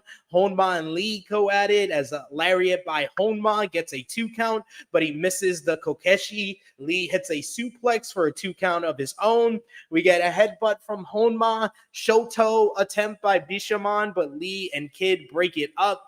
Ushigoroshi connects on Kid. We get the GTR on Lee, but into oblivion by Finlay on Goto takes him out of action. 1-2 Yoshihashi only gets a 2 for Finlay. We get a buckle bomb attempt, but Yoshihashi is able to Hurricane Rana into the buckles, and then he gets a crucifix pin for a surprise win for Yoshihashi over David Finlay, our global heavyweight champion. What are we doing here? This is how I woke up to the show. 9.5 minutes, chaos home tie combination here, picking up the victory. This was 9.5 minutes, like I said, but a very fun matchup, and the surprise result with Yoshihashi getting the win. I thought this matchup would set up Goto after his win in the G1, getting the shot at David Finlay coming out of the tournament, but Yoshihashi picking up this pinfall win sets him up for IWGP Global Heavyweight Championship matchup. He even picks up the title post-match, and that match was made official for the finale of Destruction on the 25th of September. That's going to be the semi-main event on that show. It will be David Finlay defending against Yoshihashi. This match here, I gave 3.25 stars. Sonal, what did you think about this trios match? Big Yoshihashi fan right here. The guy basically was kicked out of the tournament, didn't do it, and then he went, by the way, I'm going to pin David Finlay for a shot at the Global Championship. I always love stuff like this. Like, Yoshihashi is majorly underrated. Like, he came back with brand new blonde hair. Do you know what I mean? He's like, yeah. And it's a nice setup. Like, I'm similar to SB3, where as much as I love Yoshihashi, I don't see him beating Finlay. But you know that they're going to have a good match. And I think that's the thing. Like, this sort of thing is good. You got to see, like, the wrestlers who obviously didn't make the finals. A very good match. I'm excited to see. Yeah, I'm excited to see Gabe Kidd and Jake Lee. Like we said, Jake Lee by himself isn't really fitting great with New Japan. However, put him with the fucking madman. We might have something that makes it exciting to watch, you know? The mad bastards. The Mad Bastards. I do like the name. That is a cool name there.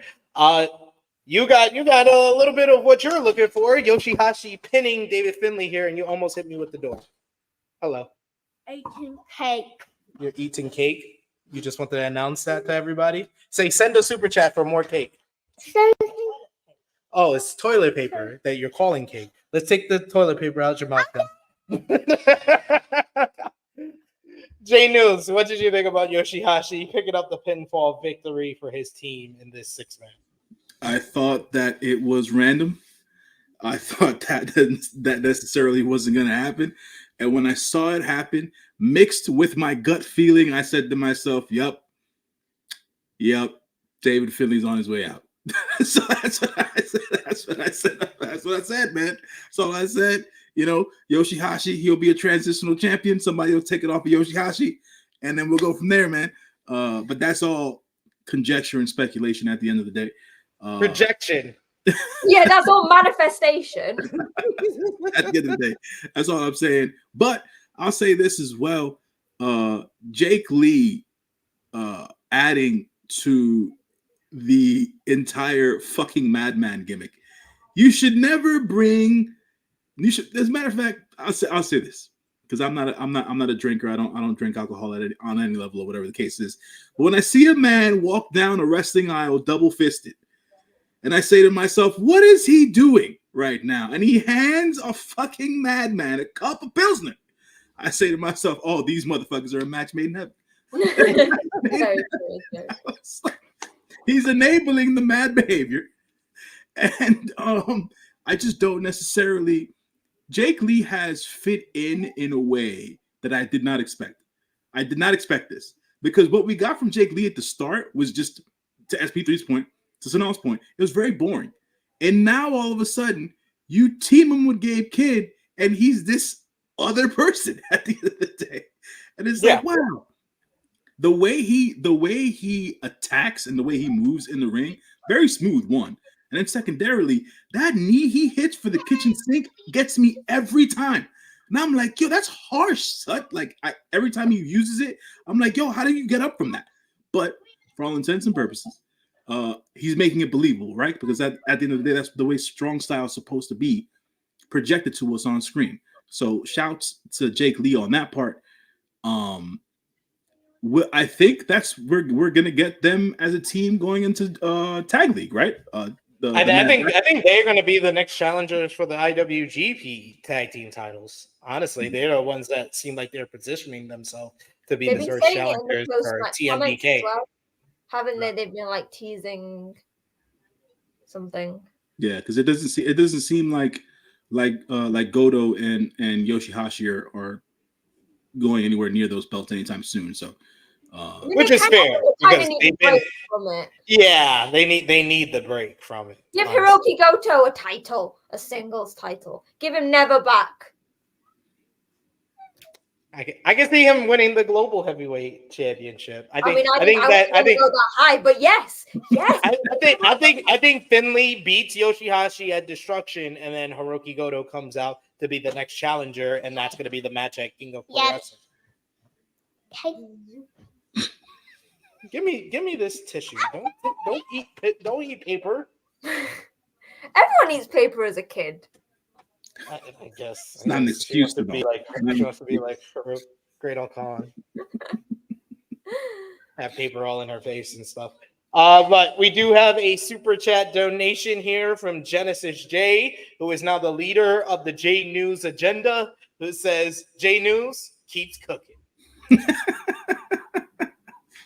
Like I said, it's just my take. No one else feels this way. It's just me. Those are the most random takes I've literally had. But you're so passionate about it, so I appreciate it. You have to. It's like SP3 said. You know, at the beginning, you got to stand on business, right? Got to be 10 toes down on this stuff. This is my belief, and this is what I'm sticking to for right now. But we'll see. We also got Call Me Mr. Bonda, who says J New feels about David Finlay the way I do about Phil Brooks right now. Jesus. I can understand. I can only understand with half of that, not David Finlay.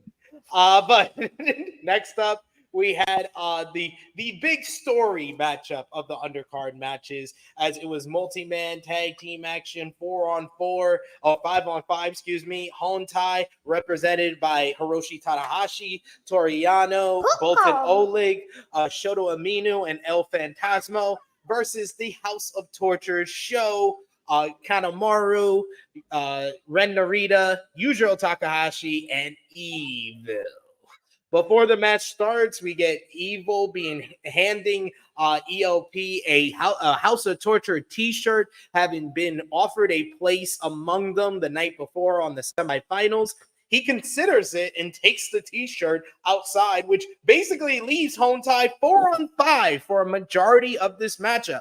Amino looks good in this match, double dropkick to Sho and Kanemaru, while ELP is just on the outside looking at the T-shirt. He even goes into the crowd, getting farther and farther away from the ring. We got a one-man wrecking crew by Shooter on House of Torture, dropkick to Evil. Now Amino wills up. He tells ELP to get up on the apron, but ELP is still thinking about what to do. We get Yano coming in, but he's eventually stomped out by all 5 members of the House of Torture. We get double clothesline, takes Yano down. Then Sho makes the cover, but only gets a 2 count. We get gut wrenches applied by Bolton Oleg when he comes in. He runs wild for a bit. He was doing those gut wrench suplexes and then doing the kip up. I've never seen a man that big do some kip ups. He was looking good doing those shits. Evil the legs of Oleg, allowing Takahashi to come in with a big boot, but Oleg comes right back with a shotgun dropkick. Tag into the president, Tanahashi. He goes at it with Evil. We get a body slam, and then Tanahashi goes to the second rope for the flipping senton. The referee gets shoved into Tanahashi, and now things have broken down. We get pimped cane to Amino, and then ELP finally comes in. He throws down the House of Torture T-shirt. ELP gets hit in the back, though, with the Never Open Weight 6-man tag team title by Ren Narita. But before he turns around, Ren Narita throws the title to Tanahashi. So ELP thinks that it was Tanahashi who hit him. We get a pedigree by Togo on Tanahashi. We get a senton. Then we get Evil with the cover. 1, 2, 3 as ELP watches on and doesn't make the save. This match was fine for the in-ring work. It was more about the story and ELP's decision. So I gave the match 2 stars, but post-match, you get House of Torture giving ELP a steel chair as they held up Tanahashi for him to get his revenge. Jado comes in and tries to convince ELP that he needs to choose love over hate. So he throws down the steel chair. He hugs it out with Jado. And then ELP fights off with Jado, the House of Torture, but the numbers get the better of them. We get Ren Narita with the push-up bar. He knocks out Jado, knocks out ELP, who tries to take the bullet for Jado. Evil then grabs the mic and he tells ELP that he never wanted him in House of Torture anyway, and he was just playing mind games, which obviously got to ELP, who was Mr. Self-Deprecation throughout the G1 Climax tournament. But ELP now knows that he has more than just one friend in Jado. He actually has a friend in Shoto Amino, who really was kind of the voice of reason in the semifinals and finals for ELP when he was offered a spot in House of Torture, telling him that not only does Jado love him, not only does Hontai love him, but the fans love ELP, and he can't choose that hatred in the House of Torture just because his friends left him. So it seems like we're forming a tag team with Shoto Amino and ELP. That is never good news for Shoto Amino when it comes about World Tag League time, because that means he's probably going to get turned on by then. But we shall see what happens. But the victory for House of Torture sets them up as the #1 contenders for the Never Open Weight 6-man tag team champions. They get their shot on the road to destruction in September, as it's going to be Evil, Yujiro Takahashi, and Dick Togo versus Hiroshi Tanahashi, Toriano, and Bolton Oleg. J News, what did you think about ELP's decision and the matchup overall? I mean, for all intents and purposes, if I am in the mind frame to fulfill my own prophecy, this was the only choice he could make. because at the end of the day, ELP is going to have to be the next leader of the Bullet Club War Dogs. So in order for him to do this, he needed to stay put for the time being until he can creep into the minds of the War Dogs and eventually eviscerate David Finlay to take the title from him and be the leader. So David Finlay can be on his way out. That's what I'm sticking to there. So I like ELP's decision. As for the rest of the match, man, let me be real here. This House of Torture shit is just, I understand why it's there, but the shtick is old. Yes. It's just old at this point. If I would understand if they were doing something different every match, but it's the same thing every match. I can't do it anymore. And then also on top of everything else, they all have the most random weapons in the world, right?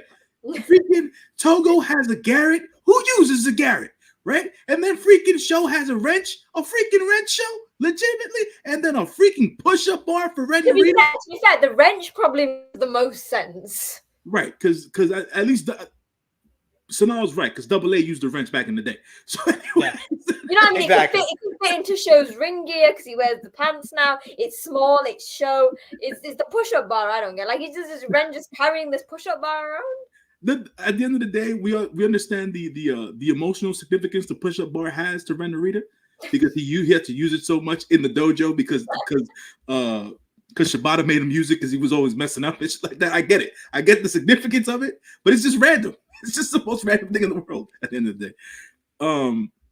Yeah, I'm just tired of the House of Torture shit. They need the heel factionism of it all. They need to switch that somehow, because the Bullet Club War Dogs, they're tweeners. That's legit what it is. They're a tweener faction at the end of the day. We don't have a real true heel faction. We need a real heel faction, not a faction that is going to just make people go take piss breaks and turn the TV off. Right? Literally, it's like a shower break in the morning. So that's my take on that end of it all. Yeah, I guess, you know, to round out the New Japan dads, Honma was in this match at the end of the day.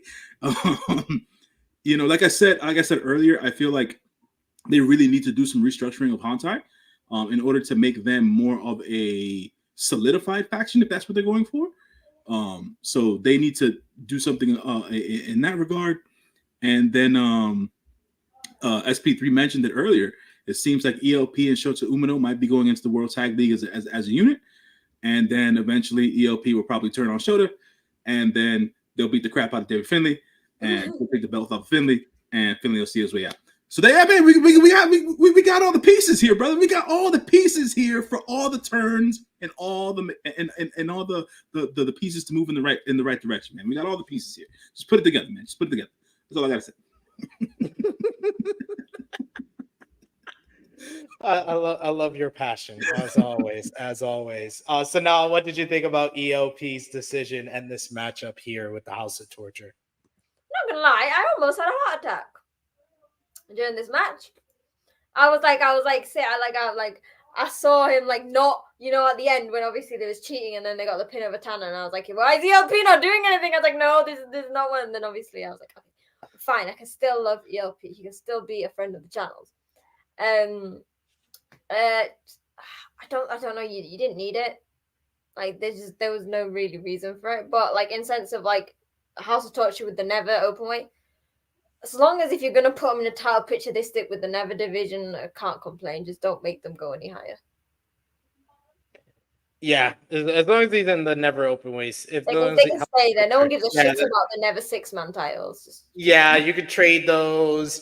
They'll probably win them. Knowing New Japan, they'll probably put the Never openweight 6-man tag team titles on them for no reason at all. I want to say one thing. Before I watched this match, after, because I didn't get on social media. So after I watched this match, I got on social media later on in the night. And one of the first things that I saw on my Twitter feed that night was a photo of our president, Hiroshi Tanahashi, literally sitting in the stands at Kurikan Hall with ice bags around his knees, just there, just sitting there by himself, bro. And the caption read, "The most cooked knees in wrestling." And I said, Naito's trying to give him some competition for that. I was like, this can't be true, but it is true. Like people have reported from like meet and greets and stuff like that he's like has ice bags while he's sitting. Like, why is this a thing? Why do you allow him to go back into the ring? Like, it's just health first, y'all. Health first. That's all I gotta say. You don't need to wrestle all the time. You're the president of this company, sir. You don't. But here we are.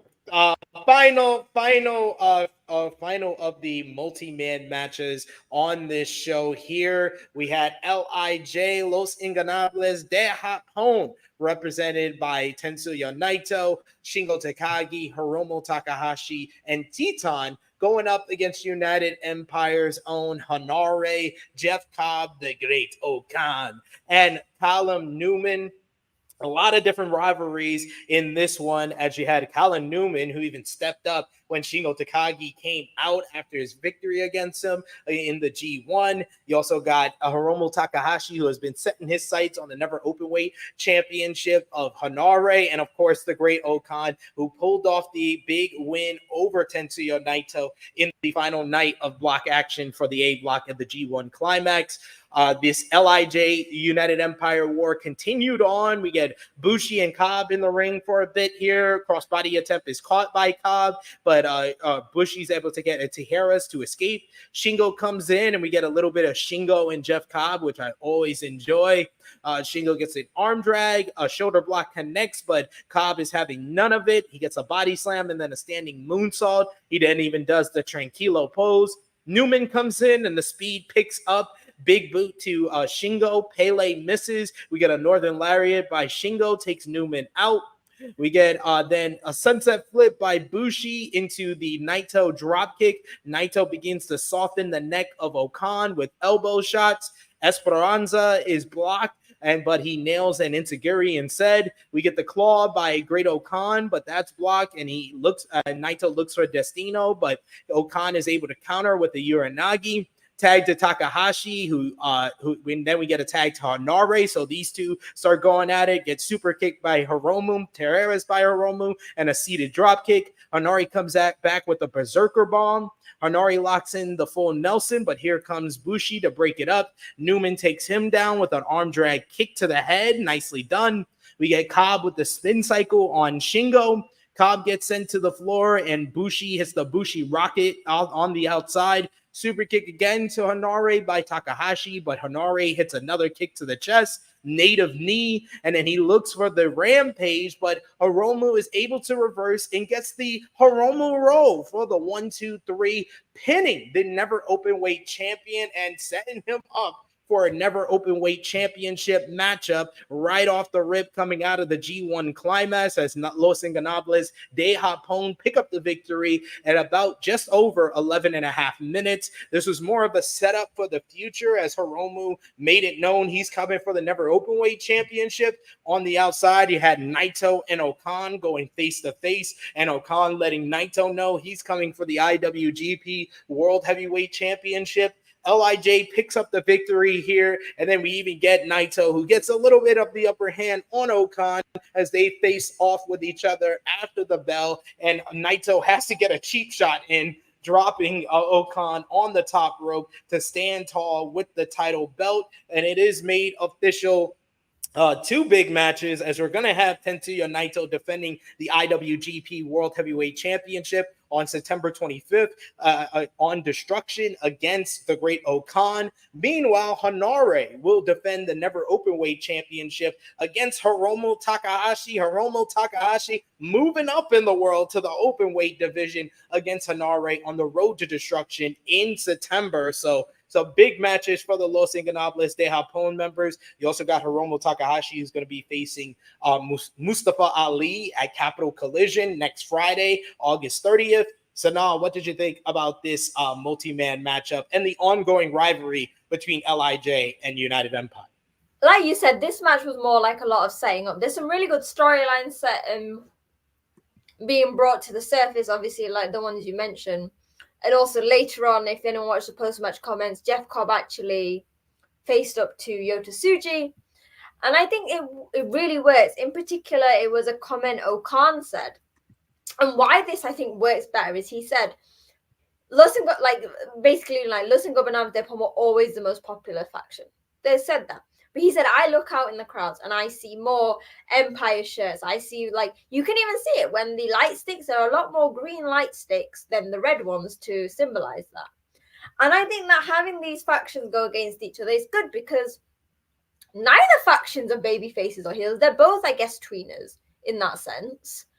And it's nice to see some different stuff, like Okan going for the title. I love that. Like, it's good. Hiromu obviously going open weight. That's great to see him against Hanare. And yeah, it's just nice. Like, this is the sort of thing why, like, when J News was like, we need to restructure the faction, I kind of like it. I like stuff like this, as long as, I guess, there is the worry that it could be like, remember with the LIJ Just Five guys, where they overplay the matches going ahead of it. Do you know what I mean? Like the 8-man, 10-man matches. So I'm excited for these matches. This was a good match. Again, gets all of like the favorites in that who didn't make the final. So it'll be interesting to see. And I'm really excited to see Tsuji versus Jeff Cobb for the television title. Yeah, I was gonna bring that up after we get into Tsuji sorry. in the main event. It's okay. It's all right. It's all right. But I'm looking forward to Great Okan and Naito. I thought they had a pretty good matchup in the block final. So I want to see what Great Okan can do in the main event of Destruction here. And Hiromu going for the openweight championship. Thumbs up for me. I mean, I like the matchup here as well. I gave it 3 stars. But J News, what did you think about this final multi-man matchup on the show? Much to what you guys were saying before, this was all set up at the end of the day, so I appreciated that. The G1 match between Okan and Naito was an eye opener for me from the vantage point of Okan, because I feel Okan's never necessarily been given that push in that area of the card, right? Mm-hmm. Mid-carder, no doubt, but like upper mid-carder, maybe even in the main event, Okan's never necessarily been there. And for him to be able to hang with Naito the way that he did in the G1 match was a good showing. And now that he's going to get a main event match at a mainline show, be it Destruction, is going to be another test for Okan to see if he can weather the storm. So I like that. Going into Destruction. There was also, it still lingers with me, man, the whole Cal Newman Naito thing, right? It still lingers with me. Because I thought the first match they had like a month and a half ago was decent, and then the one that they had in the tournament wasn't as good. Now I was like, I thought this could have been better, just to keep adding to this rivalry, if you want to call it that, right? And I feel like there's obviously unfinished business between Callum Newman and Tetsuya Naito at the end of the day. So I feel like whatever happens in this Okan versus Naito match, we're going to go right back to Newman and Naito somewhere. Oh, I don't think so. Zach will be next, won't he? Zach's the next. Well, that's true. That's true. Yeah. Right. I would say after Which is like, thank you, Zach, for that, because once Zach takes the belt, right? Once Zach takes the belt, I feel like they'll gravitate back towards that to see if Newman's got the chops or whatever the case is, because that's an ongoing story at the end of the day, but beneath the surface. If there's anything else I can say about this match in particular, not really. Bushi didn't get pinned. Right, he didn't look up the lights. He didn't look up. He's not an electrician on this. Right, he wasn't the electrician this time around. It's interesting to see Hiromu in the Never picture, right? I think that the style, that Never openweight style, is going to be different for Hiromu to be a part of that particular. Not what he's used to. It's very different from anything. Yeah. The physicality of it all and how intense that is a bit different. But I'm wondering if he can do it Will he do it? And that's I what, think we've seen him in like matches against like Shingo in the past, and when he was in the New Japan Cup and stuff, he's done many with heavyweights at this point. So yeah, we'll I think see. he can handle it. Is Mustafa Ali, is he counted as a junior heavyweight? I know it's obviously a thing because obviously he's been 5 Live, but like, the whole storyline is about Mustafa Ali thinking that he's a better junior heavyweight he's the best junior heavyweight in the world. So yeah, this is still. I've not been following those stories, but yeah, we'll see where Hiromu is going to pan out after his shot at the never openweight championship. But my mistake, I think I called Bushi Teton. You did. I think I was hoping for Teton in this matchup. Hey, don't hate on Bushi. Sorry, guys. My apologies. Teton was back over in CMLL making Yeah, Teton has a big matchup coming up at Capital Collision against CSJ, but we'll preview that next week for sure for you guys. But it's time to talk about the big one. The G1 Climax 34 final. We had the big ceremony. It's coming home. But it actually came home. But like you can't the tune doesn't sound right in the past tense. So we had the big ceremony before the matchup. Mr. August, Masahiro Chono came out, accompanied by the biggest heel in New Japan. Music has been halted due to music rights, which I was so at first I was confused because when I saw that I was like, wait, what? And then I saw Chono, I was like, can't even bloody get the rights to that. Like, seriously, New Japan. Chono welcomed us to the finals, and we get a brief hype video documenting both guys' journey to the finals, which was really well done. And then finally, we get the entrances, big ovation for both guys, and the crowd was kind of split down the middle. Sabre Jr. early on, he grounds Tsuji. He works on the leg at first. Tsuji works out of it and he gets back to a vertical brace. Cravat hold by ZSJ, and then Tsuji sends him to the ropes. He hits a big shoulder block to knock him down, and it was really the power and the strength advantage of Tsuji, the size advantage of Tsuji versus the technician, the technical greatness that is Zack Sabre Jr. You get Tsuji delivering a big open hand slap to the chest, which takes Zack off his feet. Sabre Jr. blocks a suplex attempt and gets an arm wrencher, which really became his focus of the matchup. Joint manipulation to the arm, and he really worked down on the arm throughout. He stomped on the outstretched arm. He continued to focus on the arm, twisting the wrist, hammerlock applied with the feet. We get a guillotine hammerlock at one point, and then a body scissors applied, but Tsuji is able to counter out of it with the suplex to break things. He tries for a tilt-a-whirl backbreaker, but I love the sell here where he slips on the tilt-a-whirl, but he just sold it as his arm being hurt. Tsuji then follows up on Sabre Jr. with a tope suicida to the floor. ZSJ tries to lariat Tsuji back in the ring, but Tsuji sneaks in a body blow, which Zack always sells the ribs to perfection, where he just melts down to the mat, which was a great sell. We get a running splash by Tsuji, gets a 2. Tsuji locks in the body scissors himself until Sabre Jr. is able to roll into the ropes to break it. ZSJ fires up, but he walks right into a gut buster, focusing in on those interconsole ribs.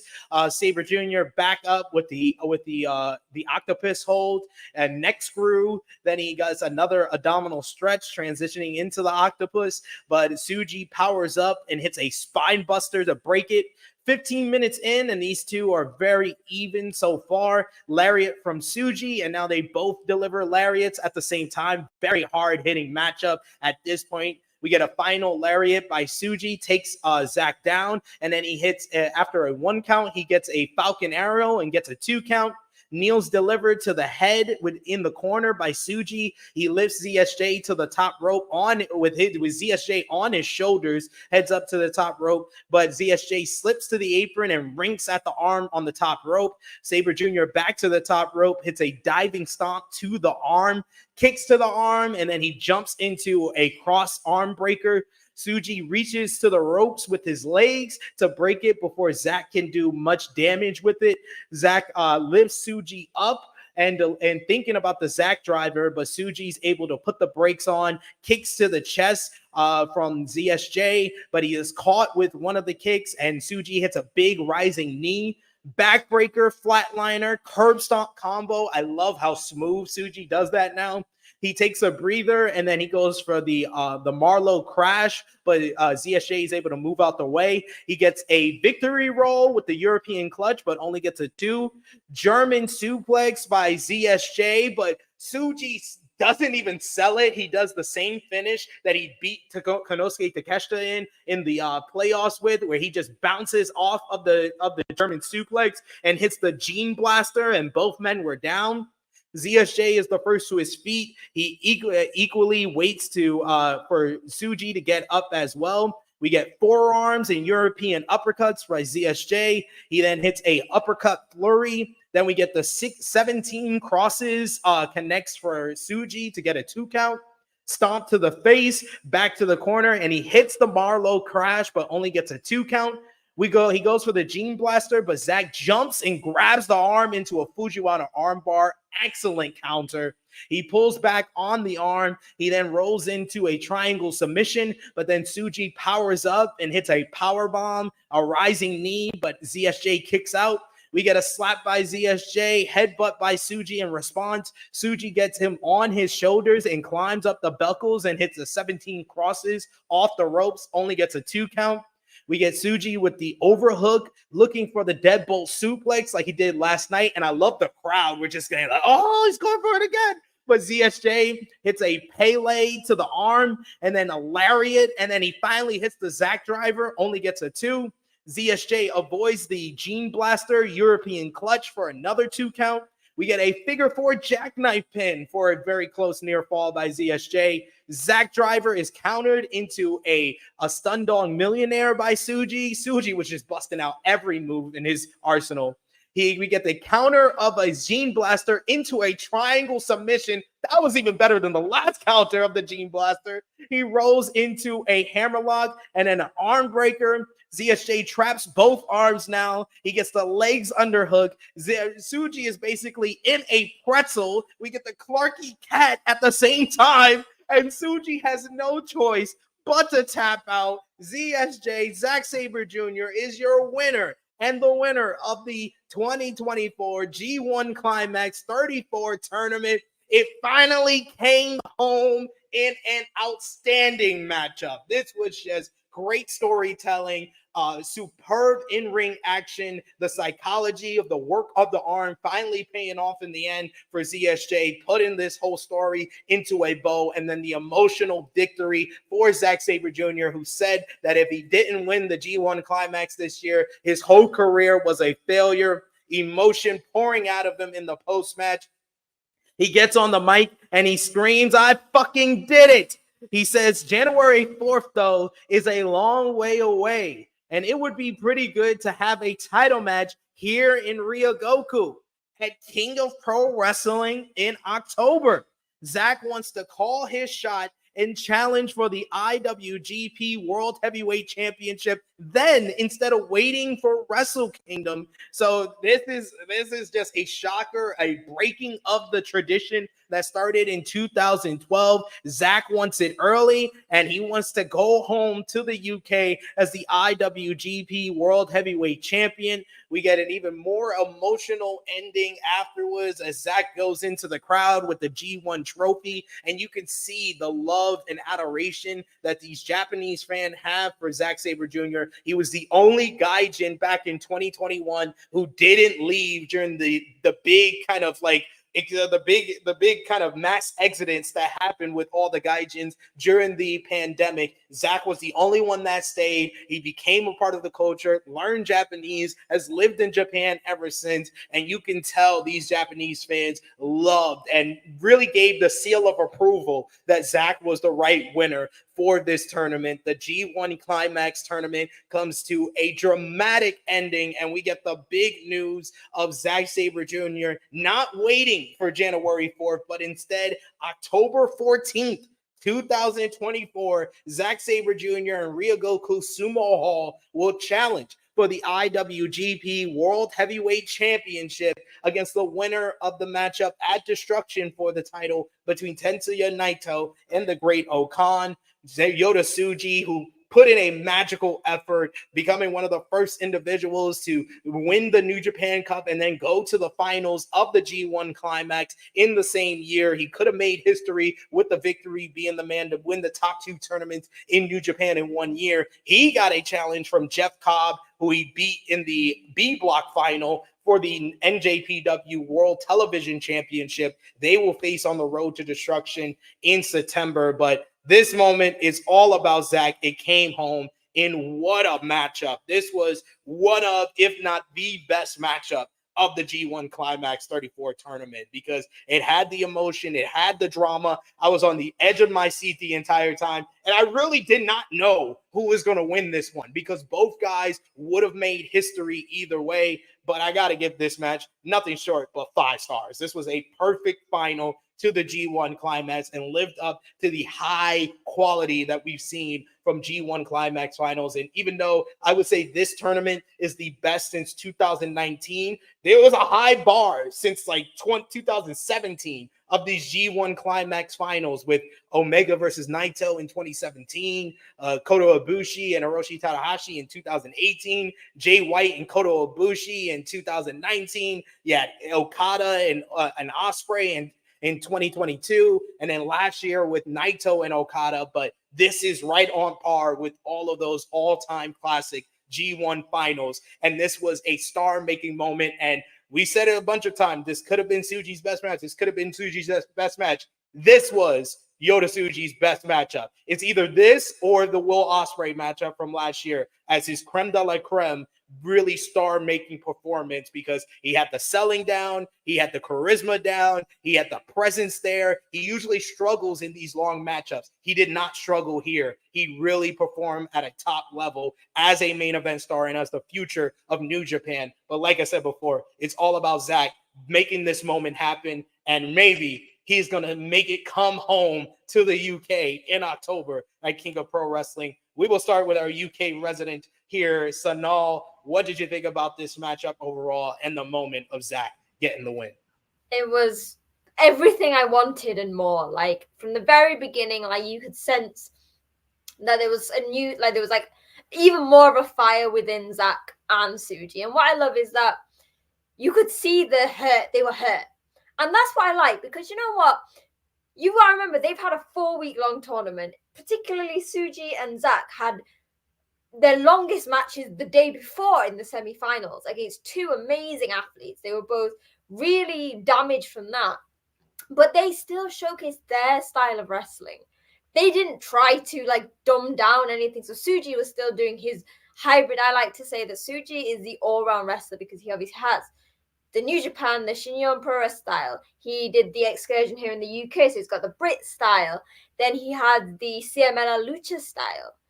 And then you had Zack, who, again, best technical wrestler in the world, but also isn't afraid to showcase his athleticism. And as we said, he's bulking up size. It's quite funny. In the press conference today, he said he's added on muscle, so he needs to buy some new clothes because none of them fit him.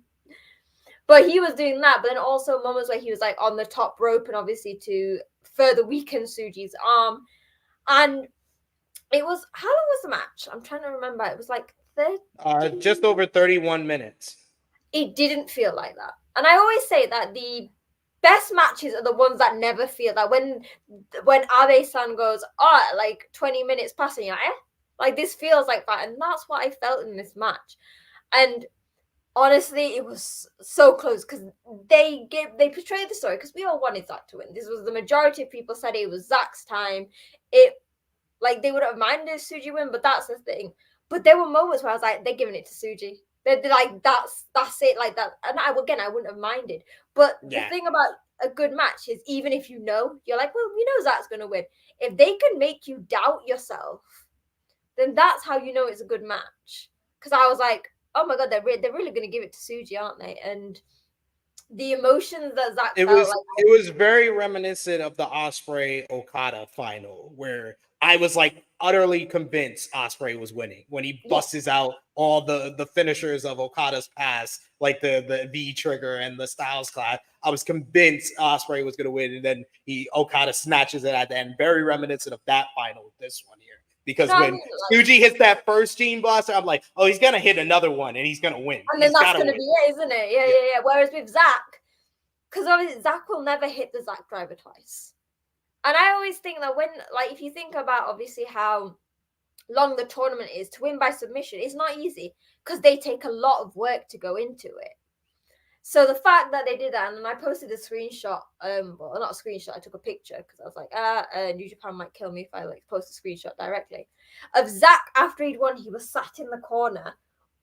If you didn't know what was happening, you might have thought he was upset, but you could see the emotion, the fact he went out into the crowds, and it was like my mom was like, Sonal, is Zack leaving? Is that why he's so upset? Because obviously she doesn't know the crowd. But I said no, it's because Zack has worked.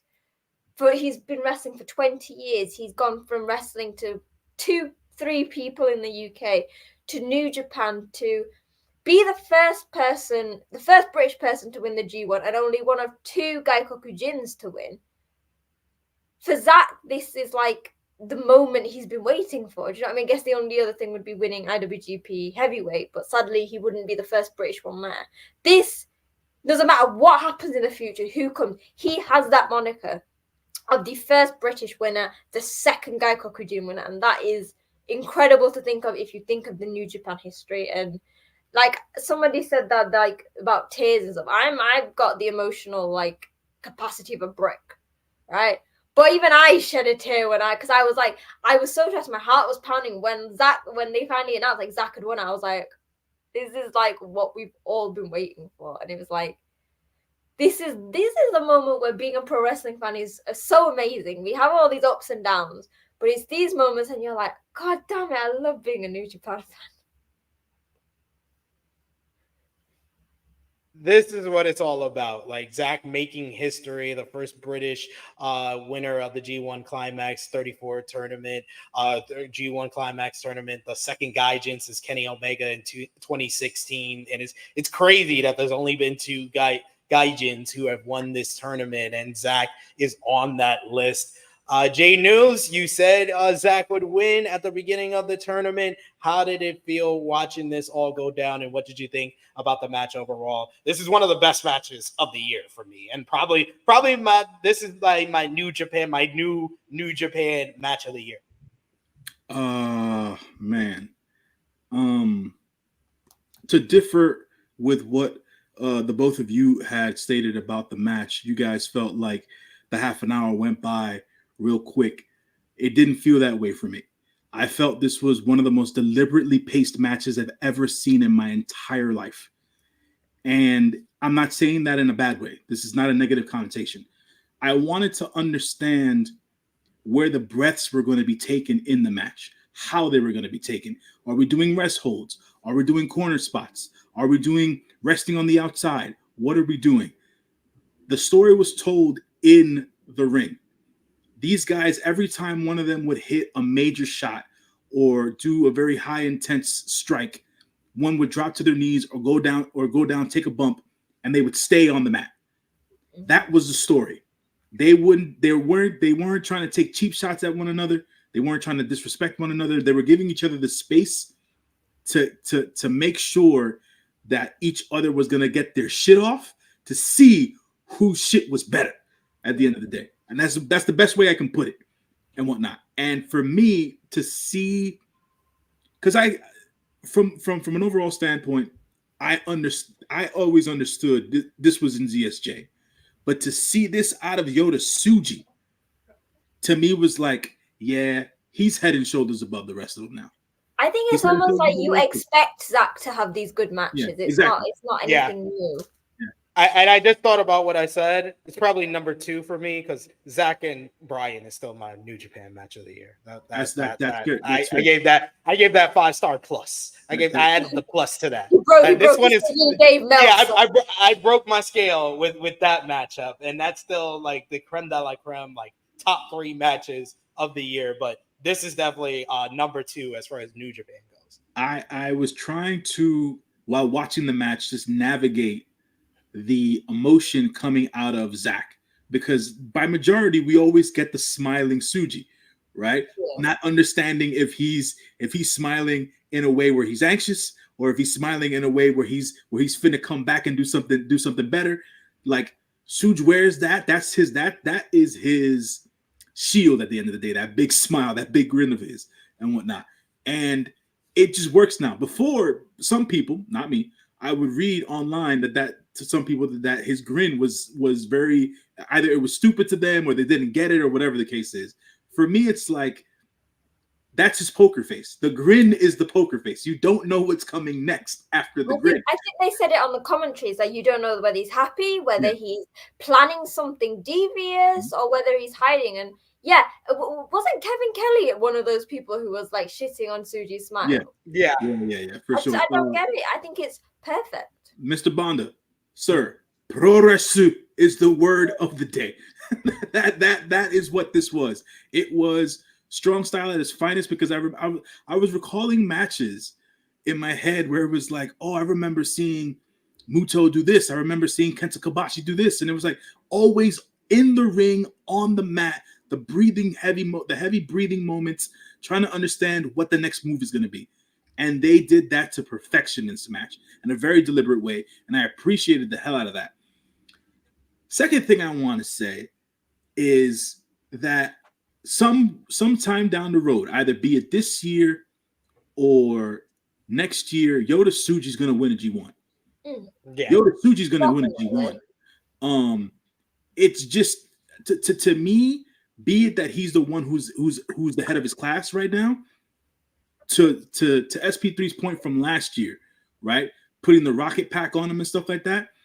New Japan has always been about the long-term storytelling, right? The Sonata thing, it probably would have worked, but at this point, we're playing revisionist history if we're being honest. So in hindsight, you can't say what. Exactly, right. In hindsight, you can't necessarily say it, but the way they're doing it with Tsuji now, it's like, okay, this is going to be our guy this generation, right? Tsuji's going to be our guy this generation. If they can make everybody else in the generation come up as well, you know what I'm saying? That's the hope at the end of the day. But ZSJ's win here proves one thing, that people who watch professional wrestling, who understand that the story is told in the ring, not just on the microphone, not just the vignettes in the back, but in the ring, have to understand that the techers are at the top of the food chain now. The techers, not high impact, not the flippy dippy shit, not even strong style. The techers is what's on top of the food chain right now. And that, my friends, to me, is something that I didn't think I was going to be able to say ever. British pro wrestling took a dive in the 90s and the 2000s, where I said to myself, this shit's never coming back. No one's ever going to be able to appreciate the style for what it is.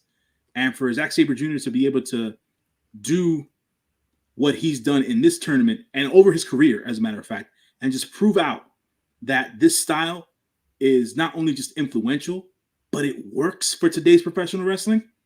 That's why, to me, it was an emotional moment seeing him grab the trophy and run into the crowd, son. Run into the crowd. I was like, loved. He's the people's champion. Yeah. I was like, there's and always have the utmost respect for Japanese fans, because they didn't swarm him in a way where like he was gonna get interrupted or knocked down. They just joined him in the adulation. They joined him in the celebration, and I was like, hey, no Western fans, for goodness sake. but at the end of it was an incredible moment, right? And by majority, a lot of wrestling fans know pro wrestling is about the moments. And this, to me, recency bias or not, so far is the moment of 2024 for me. For me, I'll speak for myself, just because it's Zack Sabre Jr. is not your quintessential pro wrestler. And he's different. And I wanted to make this point because I thought about it earlier while you guys were talking. He is going to carve out, if he becomes IWGP World Heavyweight Champion, he's going to carve out his own lane, and he's going to make that title mean something different than what all these other champions have done before. And I can't wait for that, because something different for New Japan isn't something bad. They needed something else to piggyback off of, to get on the train with.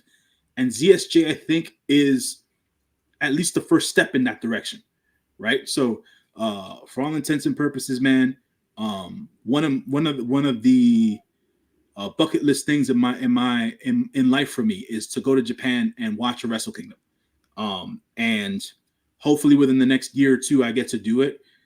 And come next year and see me. We can do a True Heel Heat meetup.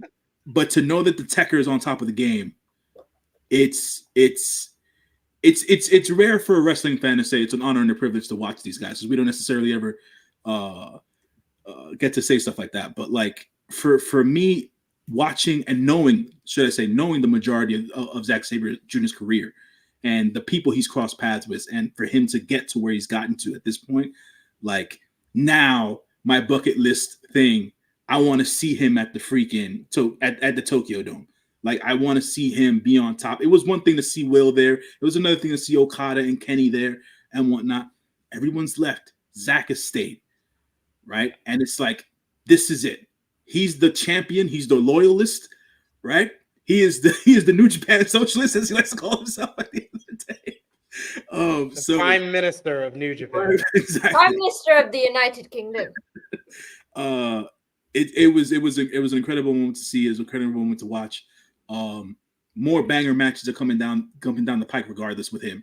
And yeah, I wanted to get that out. I wanted to say that. Give me Zack defending the IWGP World Heavyweight Championship against Bryan Danielson in the Tokyo Dome next year, whether it be at Wrestle Kingdom or Wrestle Dynasty. I think it'll be Dynasty, because I feel like, as good as that would be for Wrestle Kingdom, I feel like they need to have someone. I don't know. I feel like they're going to have someone, a Japanese talent. That's what I'm saying. Because they're not going to have, no offense, two Gaikokujins, as big as Bryan Danielson and Zack are, two Gaikokujins main eventing Wrestle Kingdom on January the 4th. And kind of like low-key, I love Bryan Danielson, but I kind of don't want, like, I don't want to go there and not have at least one Japanese wrestler in the main event. Who beat Zack in the tournament? Because I forget. Shoto Amino and Shingo Takagi. But Zack got it over Shingo again, so obviously they're like that's even. But they're 3-3 in their career now. Somebody did say that they probably, if they don't do Tsuji versus Zack at Wrestle Kingdom, they're probably gonna do Shingo versus Zack. Yeah, I think after Zack made the announcement, that was my first thought, that they're gonna do him and Tsuji. And then somebody said in that Tokyo Dome or Yuya Uemura. Yeah, and then someone said the semi-main event was going to be Hiromu versus Naito or something. I don't know what they do. They could do like Hiromu versus Naito. I've heard a lot of people also say they should do Shoto Amino versus Jon Moxley at Wrestle Kingdom. I don't want to see that. I don't really want to see that. I would be fine with that as the undercard. I don't. Undercard, but they were saying like the semi-main event. You know, they would have like a special singles match. Yeah, you could do Hiromu and Naito, but I'm saying you got to also fill out the rest of the card. So Shoto Amino and Jon Moxley, that fits. But I think that the candidates to verse Zack, if he does win at King of Pro Wrestling, is going to be either Yota Tsuji or Yuya Uemura. Has to be. I don't want to and I'll get on this train by myself if I have to. I don't want to see another ZSJ versus Naito match. I just don't. Oh, no. I think most people. No, and that's why I was honestly glad that he said that he was taking the shot before Wrestle Kingdom, because I'm sorry, despite how good their matches have been in the past, the current Naito versus Zack Sabre Jr. as the Tokyo Dome main event, it just didn't feel like that to me. I also think that Zack has so much better chemistry with other wrestlers. Like me and JD pointed out, Zack versus Sonada, Zack versus Shingo. It feels like. But also, I feel like as popular as Naito is, guys like Shingo and Tsuji are just as popular and could just easily because the thing is, I saw a lot of Western fans like, well, Zack Sabre Jr. is not popular enough to main event a Wrestle Kingdom, which is why. Did they not see the reactions of that crowd? Zack is more than popular enough to main event and to hold his own as a very popular fan favorite. Zack Sabre Jr. will become president after Tanahashi. Yes.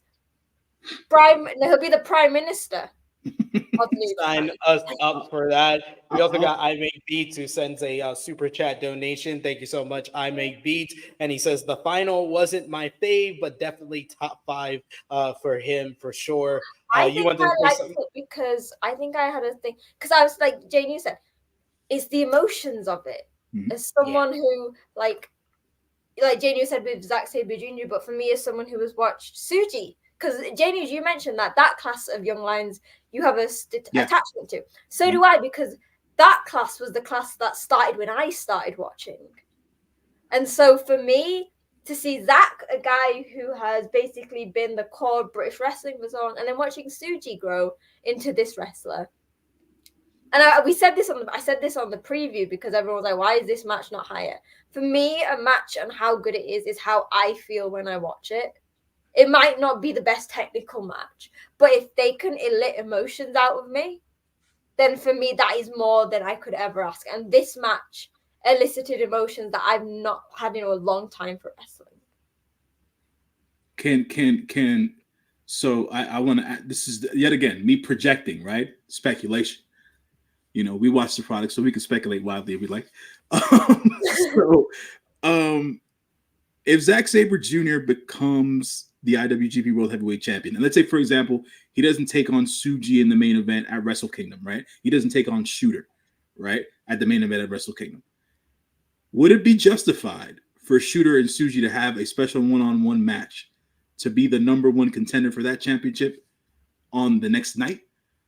Just Shota's not done anything for me to do it. Shota beat Zack, so he's got a claim. He's got his claim. That's right. You're right. Yeah. He's got his claim. He's got it. He's already got a claim. So yeah, I would say the 3 options to verse Zack if he becomes the champion at King of Pro Wrestling for Wrestle Kingdom is Shota because he has the claim. Well, there's 4 choices. There's Shota because he has the claim. There's Shingo because he did get the victory over him as well in the G1, and then there's Yuya Uemura, who a lot of people believe that he would have gotten farther in the tournament if he doesn't get injured in that match against Tsuji. And it's Tsuji because he had this amazing matchup, one of the best matches of his career in the G1 finals. And you would want to see if he's able to get the big win over Zack in the Tokyo Dome. So New Japan has a plethora of options. So it's a complete 180 of where we were before the tournament, where we were just like under the belief that, oh, we got to deal with Naito being the champion all the way to January for him to finally lose the title.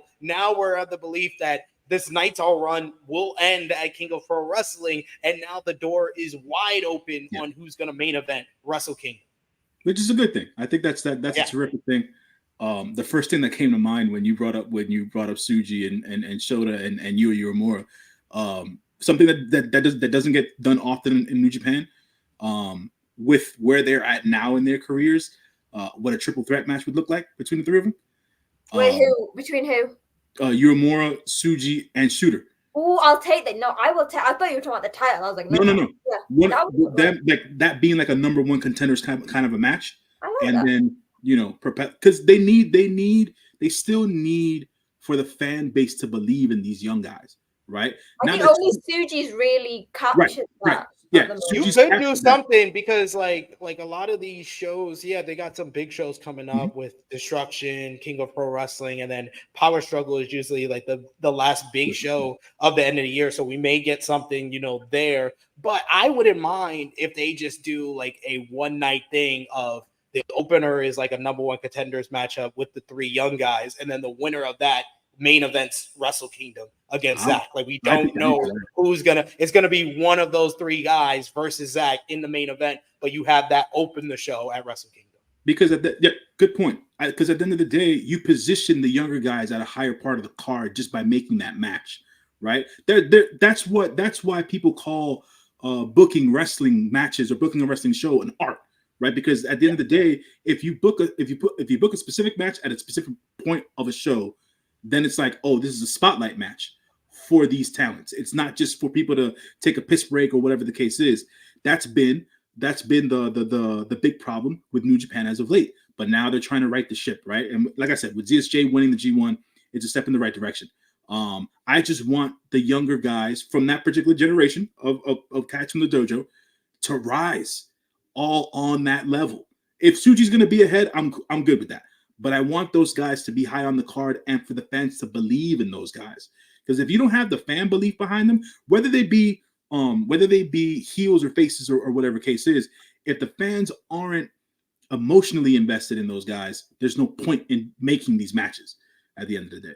So, hopefully everyone, Yu Uemura comes back healthy. Because that freaking injury was nasty. Just remembering how his arm was hanging off like that, I was like, oh man. And I was like, how is he going to get through the rest of this shit? And he continued to wrestle the match that way. I was like, so just call it. Just call it. just call it. And got the win. And got the win. He got the win still. I was like, yo, man, that's just. They should. I think this is more of a Japanese thing than it is more thing in Japanese wrestling than it is in American wrestling. They don't have a backup plan if shit goes wrong and whatnot. So they don't call it in the ring like that. They just go to what they know the finish is supposed to be, and they don't call the audible in the ring. So yeah, man. Good time to be a New Japan Pro Wrestling fan right now. In my belief, in my estimation, that's my personal opinion.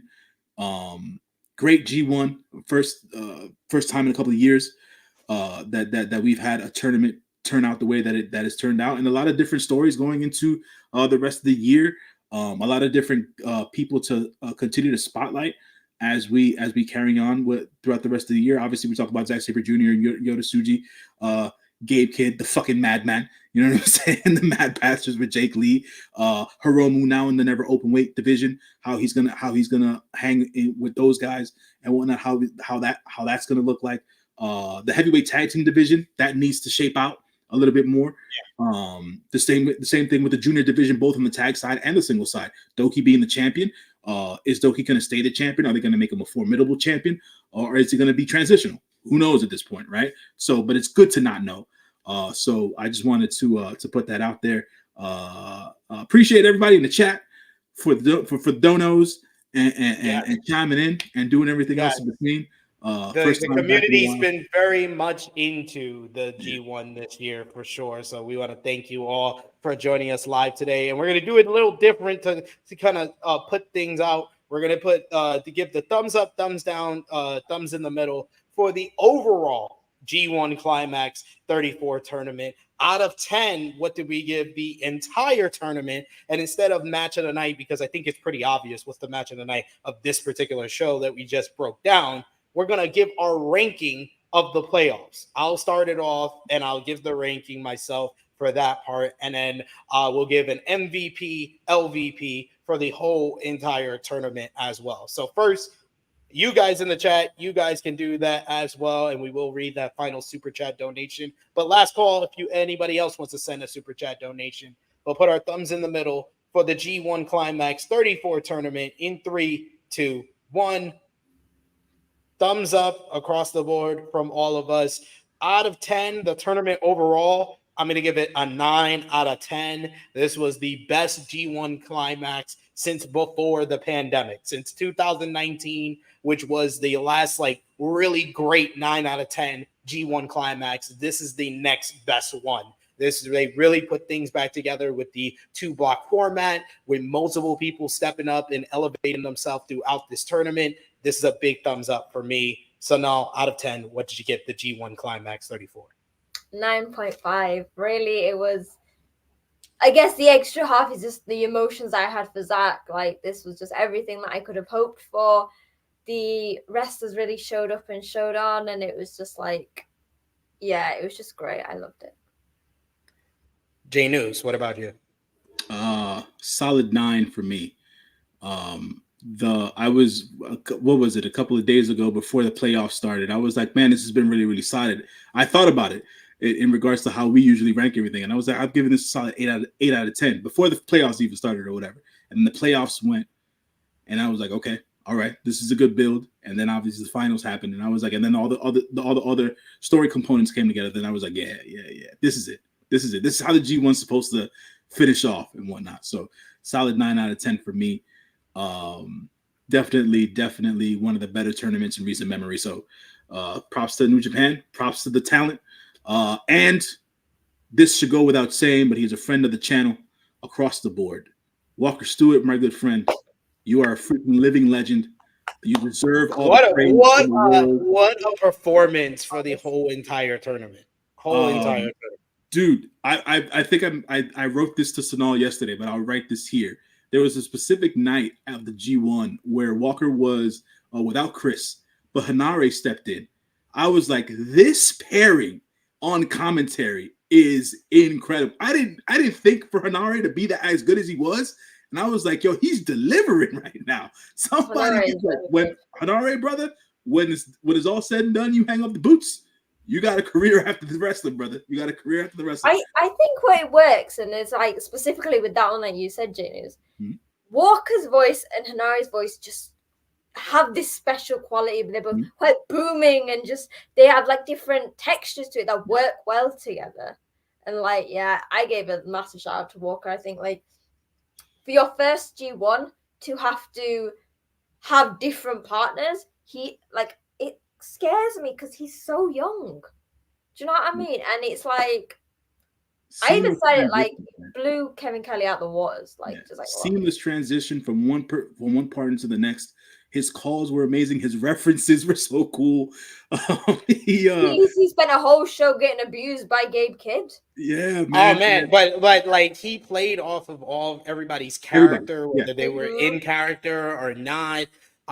Alone, he was awesome, like a young Joey Styles out there running the show on his own. Him and Chris Charlton, they really kind of developed even further as a commentary team, especially on the final two nights. And then, like I said, with Gabe Kidd, with David Finlay, with Callum Newman, with Hanare, it didn't matter who he was next to. As well on one night. Yeah, Jeff Cobb. He just delivered an excellent call on all these nights. So Walker Stewart, man, bravo to you on your first. Everyone go and send some love to Walker on Twitter. Yeah, man. Give him an art. Give him a much needed rest for him for this week. Yeah, like Sonal saying, give him a follow on the X/Twitter and everything else in between. He's a really, really cool dude, man.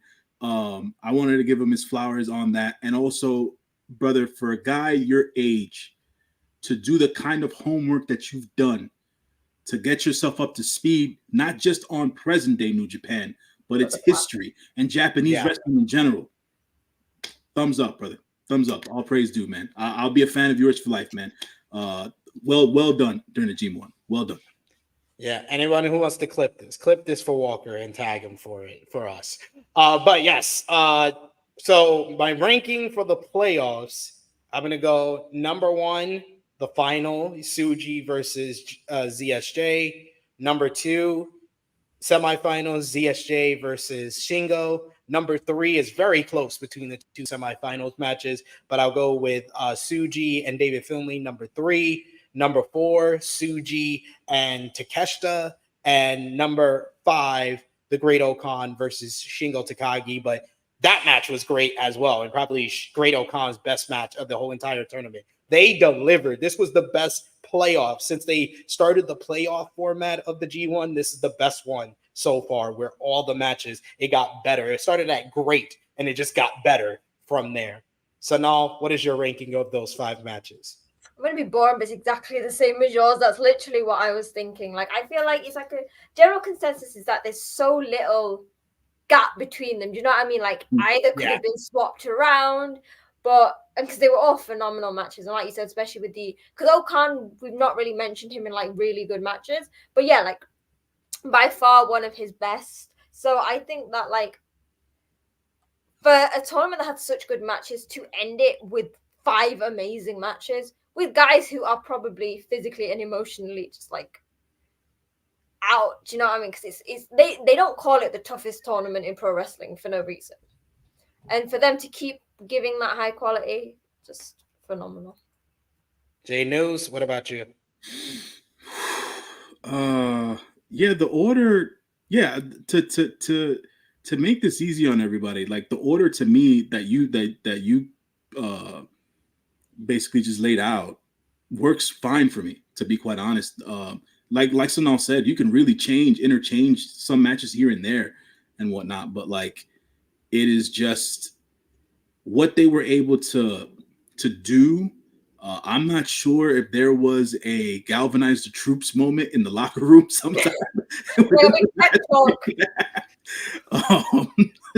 But they they did the damn thing, man. And I am this is what I watched during this entire tournament, especially during these playoffs, is the reason as to why I love to watch professional wrestling. And the in-ring aspect of professional wrestling to me is so important at the end of the day. So I just wanted to I'm with y'all on that. MVP for the tournament, I'm going to stick with my B block MVP for the entire tournament. I'm going to give it to Konosuke Takeshita.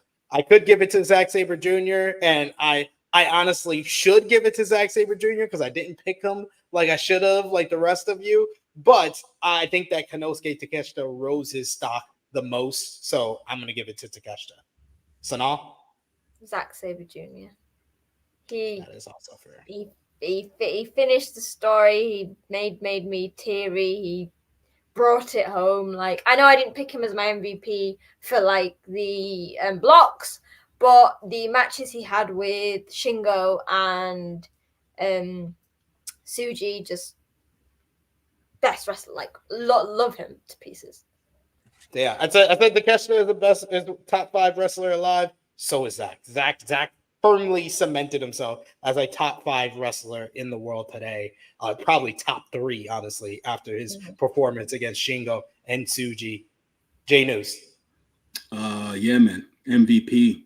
Takesu, the one and only Konosuke Takeshita. If I'm coming up with an honorary mention, Big Suge. But outside of that, yeah. We know Takeshita to be a tremendous professional wrestler, but what he was able to pull off in this tournament was like, give him all the gold right now. You know what I'm saying? Every company, every division, just give it to him. Just give it to him, because it's like he was on this kick where it's like, who better, right? That's what he was on, and I appreciate that from him, and the elevation of not just himself, but everybody he was in the ring with, man. He got the best matches out of people you never would have thought of. Both in Oleg, Jeff Cobb's best match, Uemura's best match, Goto's best match, all came against Konosuke Takeshita in this tournament.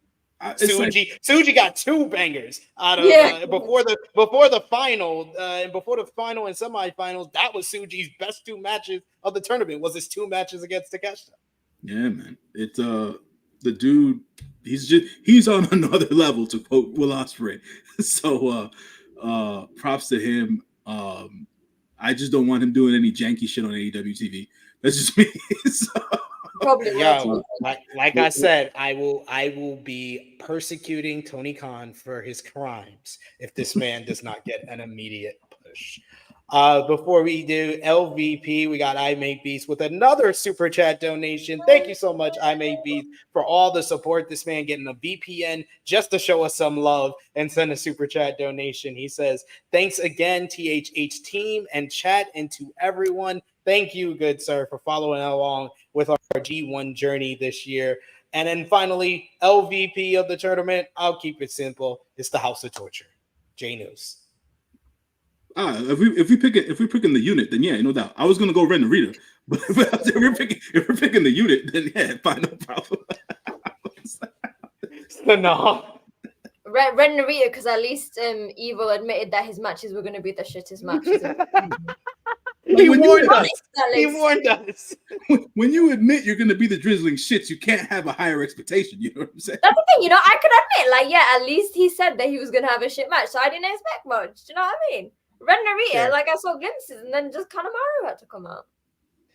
Fair. That is fair. That is fair. All right, but that brings us to a close on the G1 Climax 34 tournament.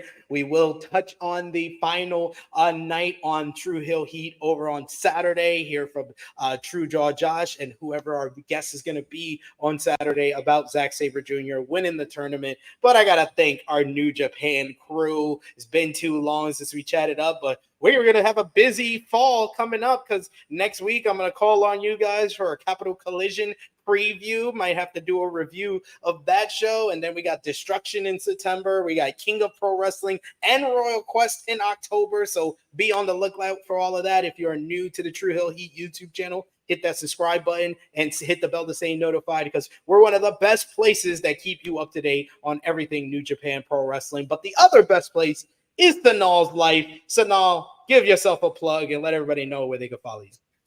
Yeah, so you can find me on YouTube at Sonal's Life.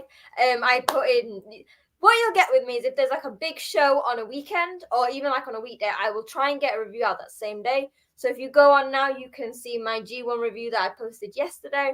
Make sure to subscribe because, like I said, I'll be here for reviews, previews. I'm praying to get tickets for Royal Quest, so there'll be vlogs and stuff. If anyone has followed my channel, they'll know I do a good vlog for that. And if anyone doesn't know, I'm going to Japan next year. So if you subscribe to me, you will get loads of New Japan Wrestle Kingdom content. And obviously to stay up to date and to see when I'm going to be on True Heel Heat, make sure to follow me on social media at wrestling_chat. Because basically, I live tweet during a lot of the shows. And if you just want to see loads of fangirling, make sure to hit the follow button.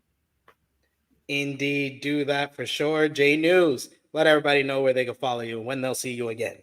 They'll see, I'll put this out there into the space and into the ether right now. Anytime there is a New Japan show that needs to be covered, your good brother J News will be right here on True Heel Heat with his tag team partner SP3 and hopefully with his trios partner in tow, the great Sonal.